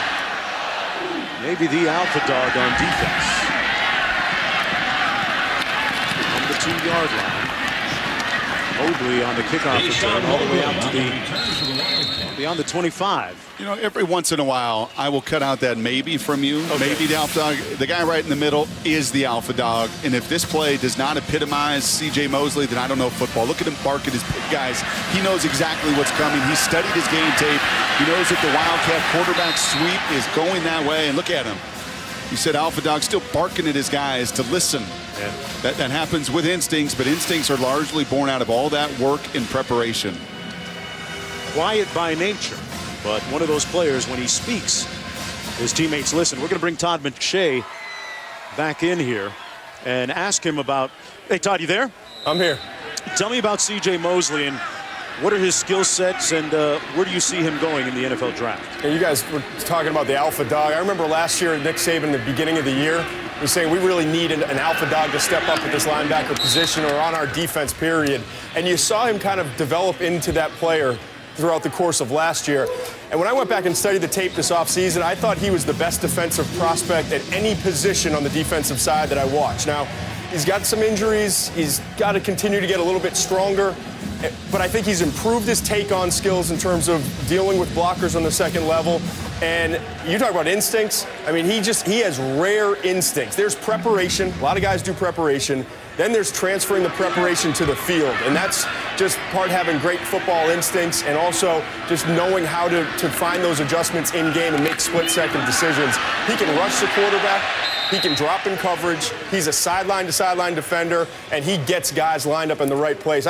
He may not be a top 10 pick because of the position, but he should be somewhere in the top 20 picks, and it won't surprise me if he's in the first half of the first round if he goes out for this year's April or May's draft now. They move him to May 8th. Personal foul. Pass me the face mask. 95 on defense. 15-yard penalty. First down. You know, as you know better than anybody, it's all about projecting, Todd. And CJ's different than some of the guys that have come out in this draft. He's different than a McLean or a Hightower. His skill set, can't you argue that his skill set projects better to what the NFL game is today, a passing game and in space, maybe better than some of his previous peers? Absolutely, bro. I mean, that's exactly it, too, because while you have to be able to stop the run and defend the run, you've got to be able to line up and nickel and dime and cover guys, and the versatility that he brings. I think he's their best pass rusher. And really, that's not what he's built to do. But they can line him up at defensive end if they want at times, as a rush linebacker on the outside. Great instincts rushing up the middle, finding that A gap or the B gap. I think that he is perfectly suited for today's NFL.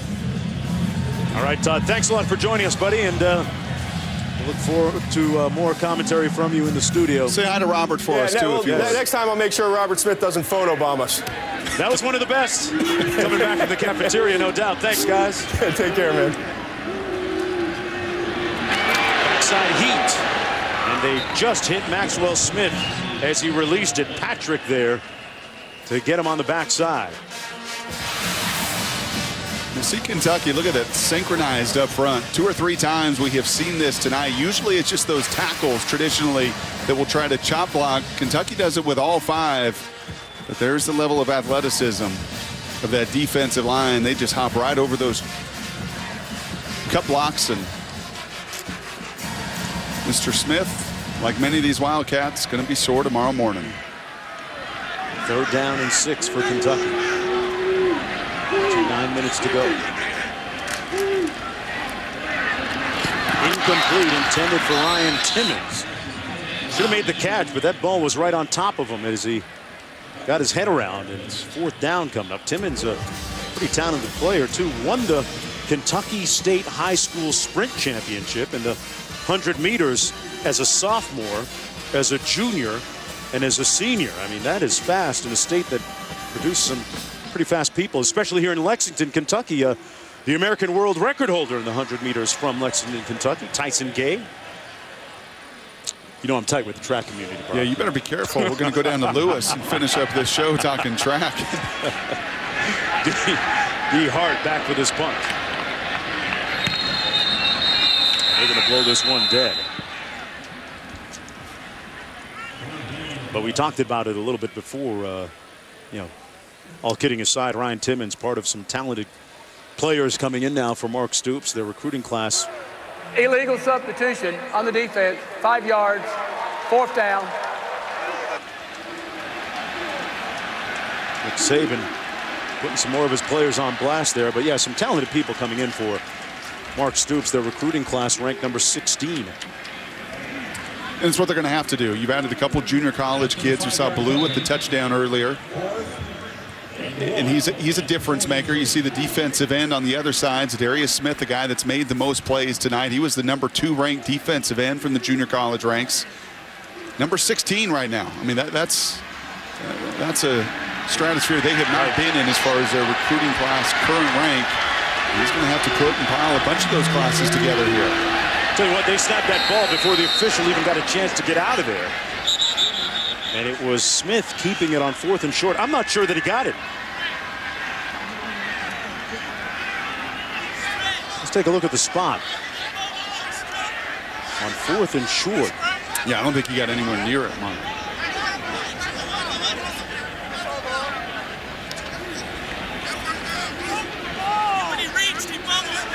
The body's clear where they put this. Oh, no, he's going to be short.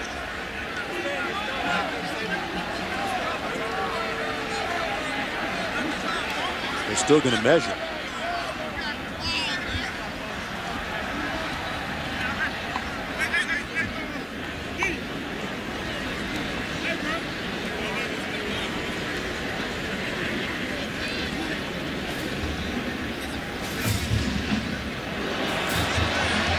That's going to be Alabama football.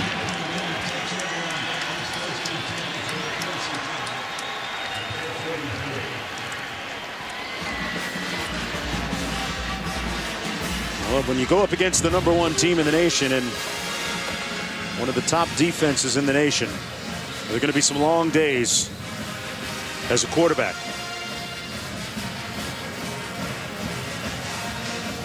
And not only will it be a long day for your quarterback, for your offensive coordinator like Neil Brown, Excedrin headache number 42. Pass the bottle.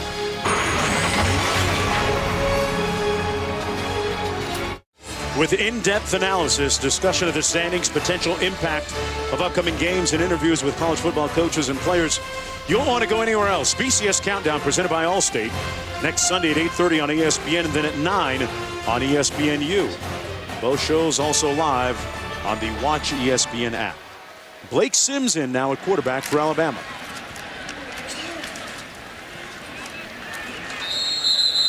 And Sims hands it off to Alti Tente. Let's look at Oregon's schedule. Oregon defeating Washington today. What do you make of the style points that Oregon might have picked up today? Well, what I make is a little bit like Alabama, Mark. It's going to come down to a couple weeks stretch here. That game with UCLA, UCLA will play on our air, just following us at Stanford. Stanford doesn't have the depth that Oregon has, and Stanford was a wounded, beat-up team coming out of that Washington game, and I think that showed at Utah today as they go down. But Oregon, to me, there's a few challengers to this Crimson Tide team. Oregon is at the top of that list. Clemson, Florida State, who play against each other, they're probably next in that pecking order. Tenpenny on another run.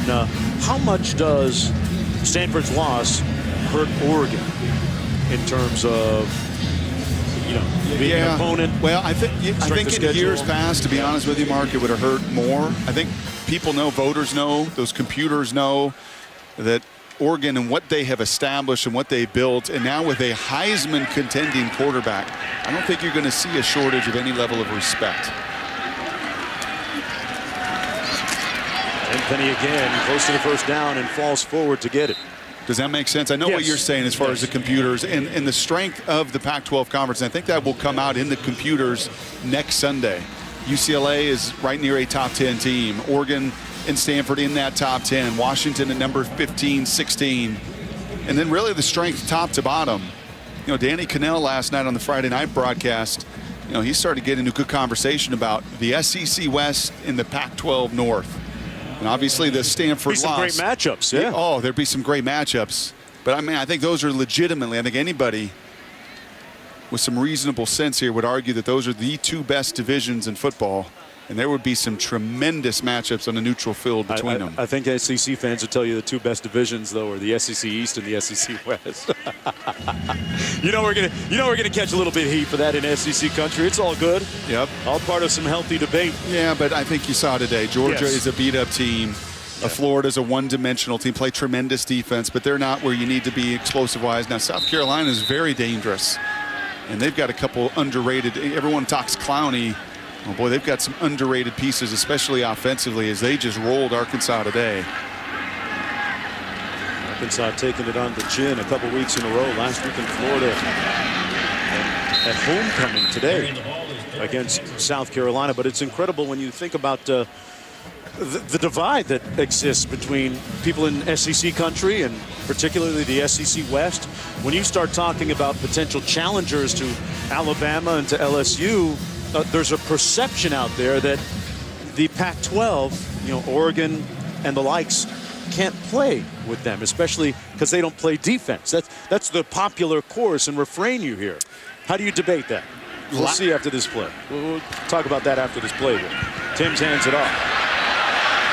And Sims hands it off to Henry. Nice run inside the 30. Your thoughts on that perception? Well, I would say last year, perception and reality were a lot closer in that way. LSU puts 8 guys in the league defensively. Georgia puts how many? Just about that many. Alabama, 9 guys drafted a year ago. There has been some talent drain on this league. Now, they are the 7-time heavyweight champ. Right. They deserve their respect. Until you unseat the champ, you give them all the respect in the world. But to just pass off the Pac-12 and UCLA and Oregon, Washington, Stanford, and not think that they're quality teams, or think that an Oregon on a neutral field couldn't play with any of those teams and push them to the brink. No, Oregon is really, really good. And I'll say this lastly, Mark. I think Ohio State was better a year ago.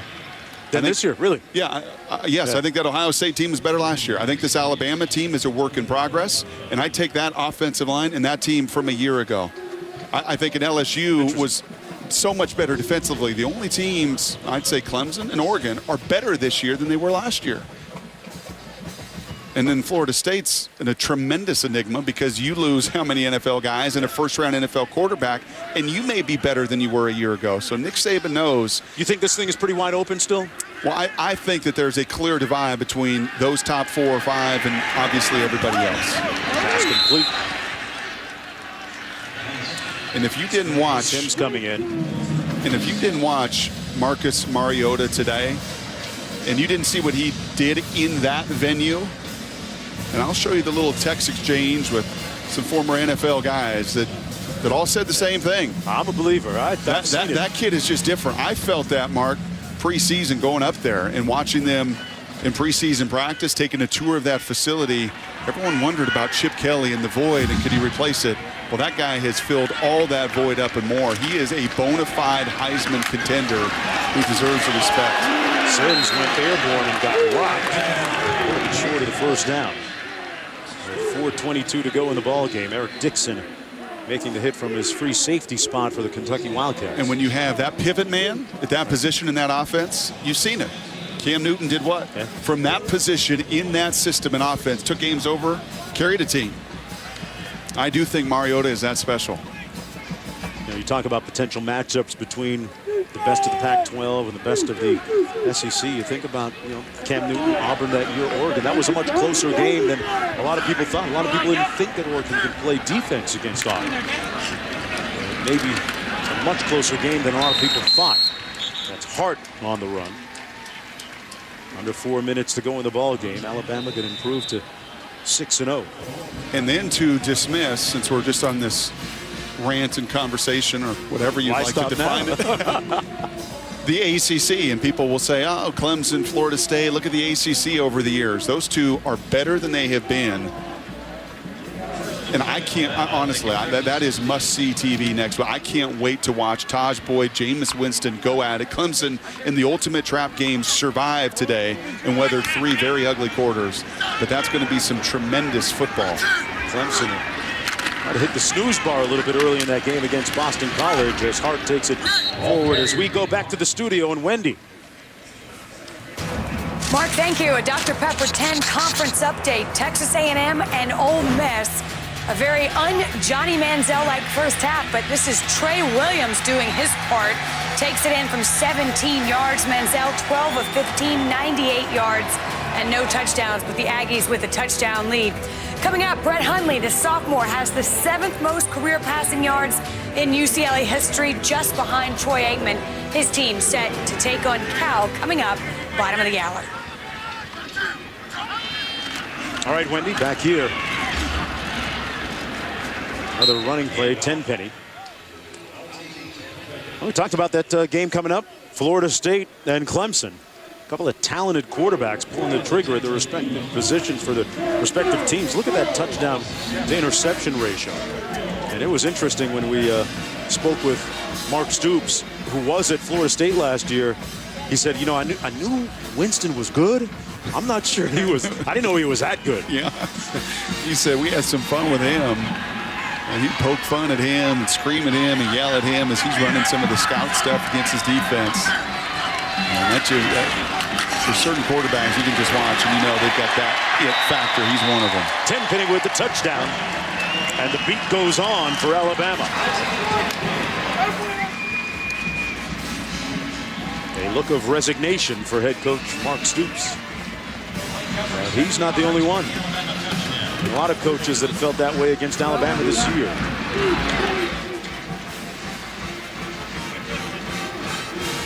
A lot of Alabama fans already thinking about that Alabama-LSU game down the road in a few weeks.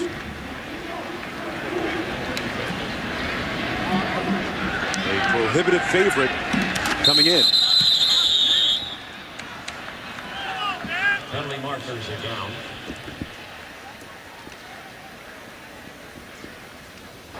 False start, 64 offense, 5-yard penalty, retry.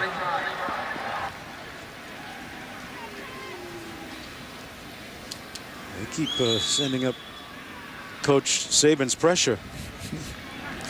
There's a guy with a famous name again, that right tackle, Grant Hill.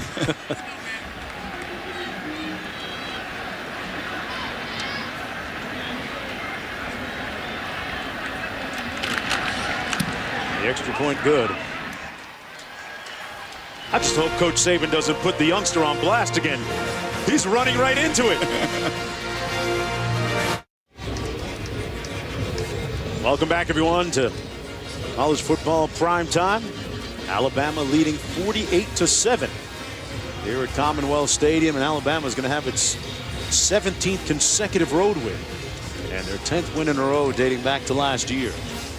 I'm Mark Jones along with Brock Heward. chopping it up with Lewis Johnson down on the sidelines as well,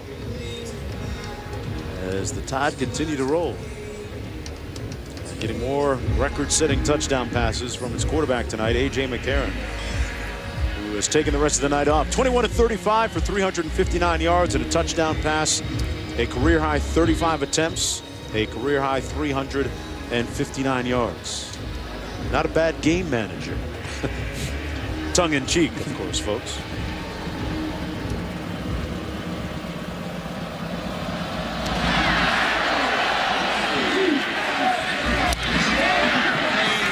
This one will come back out to the 25-yard line. We'll take a break and come back on the other side. Welcome back. After that last Alabama extra point, it cleared the net. This fan got the ball, and look what he does. Enough. You're supposed to throw it back on the field, aren't you? A little differently here in Kentucky, in Lexington.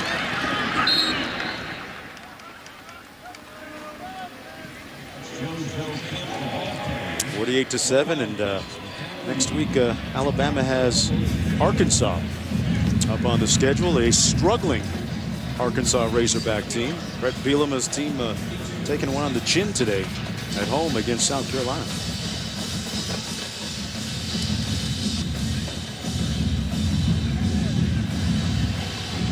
Approaching a minute to go. JoJo Kemp. And Kemp gains about 2 yards. Some final thoughts on, albeit a rough start, a pretty good finish for Alabama. All about the process, as you said, and you wondered if Alabama could play a complete game. Was this their best game? Now, it's hard to judge against an opponent that's in rebuild mode. But that second quarter, AJ and crew said, enough's enough. And when you can establish that run, you play the defense that they do, it's going to be very difficult to find an L in their regular season, Mark. Think back to that game as Kentucky versus again George. Think back to that Texas A&M game when the Aggies were miraculously able to put 42 points up against that defense. That seems like a long time ago. Sure does. You know, the way that this defense has played the last several games. And it might say more about Texas A&M offensively than it does about Alabama defensively. CJ and crew are pretty good, Jonesy. Nick Saban and Kentucky win it 48-7. Coming up next, stick around, folks. Pac-12 action. Cal taking on UCLA. For Lewis Johnson, Brock Heward, I'm Mark Jones, and a talented crew behind the camera you never get a chance to see. Good night from Lexington, Kentucky.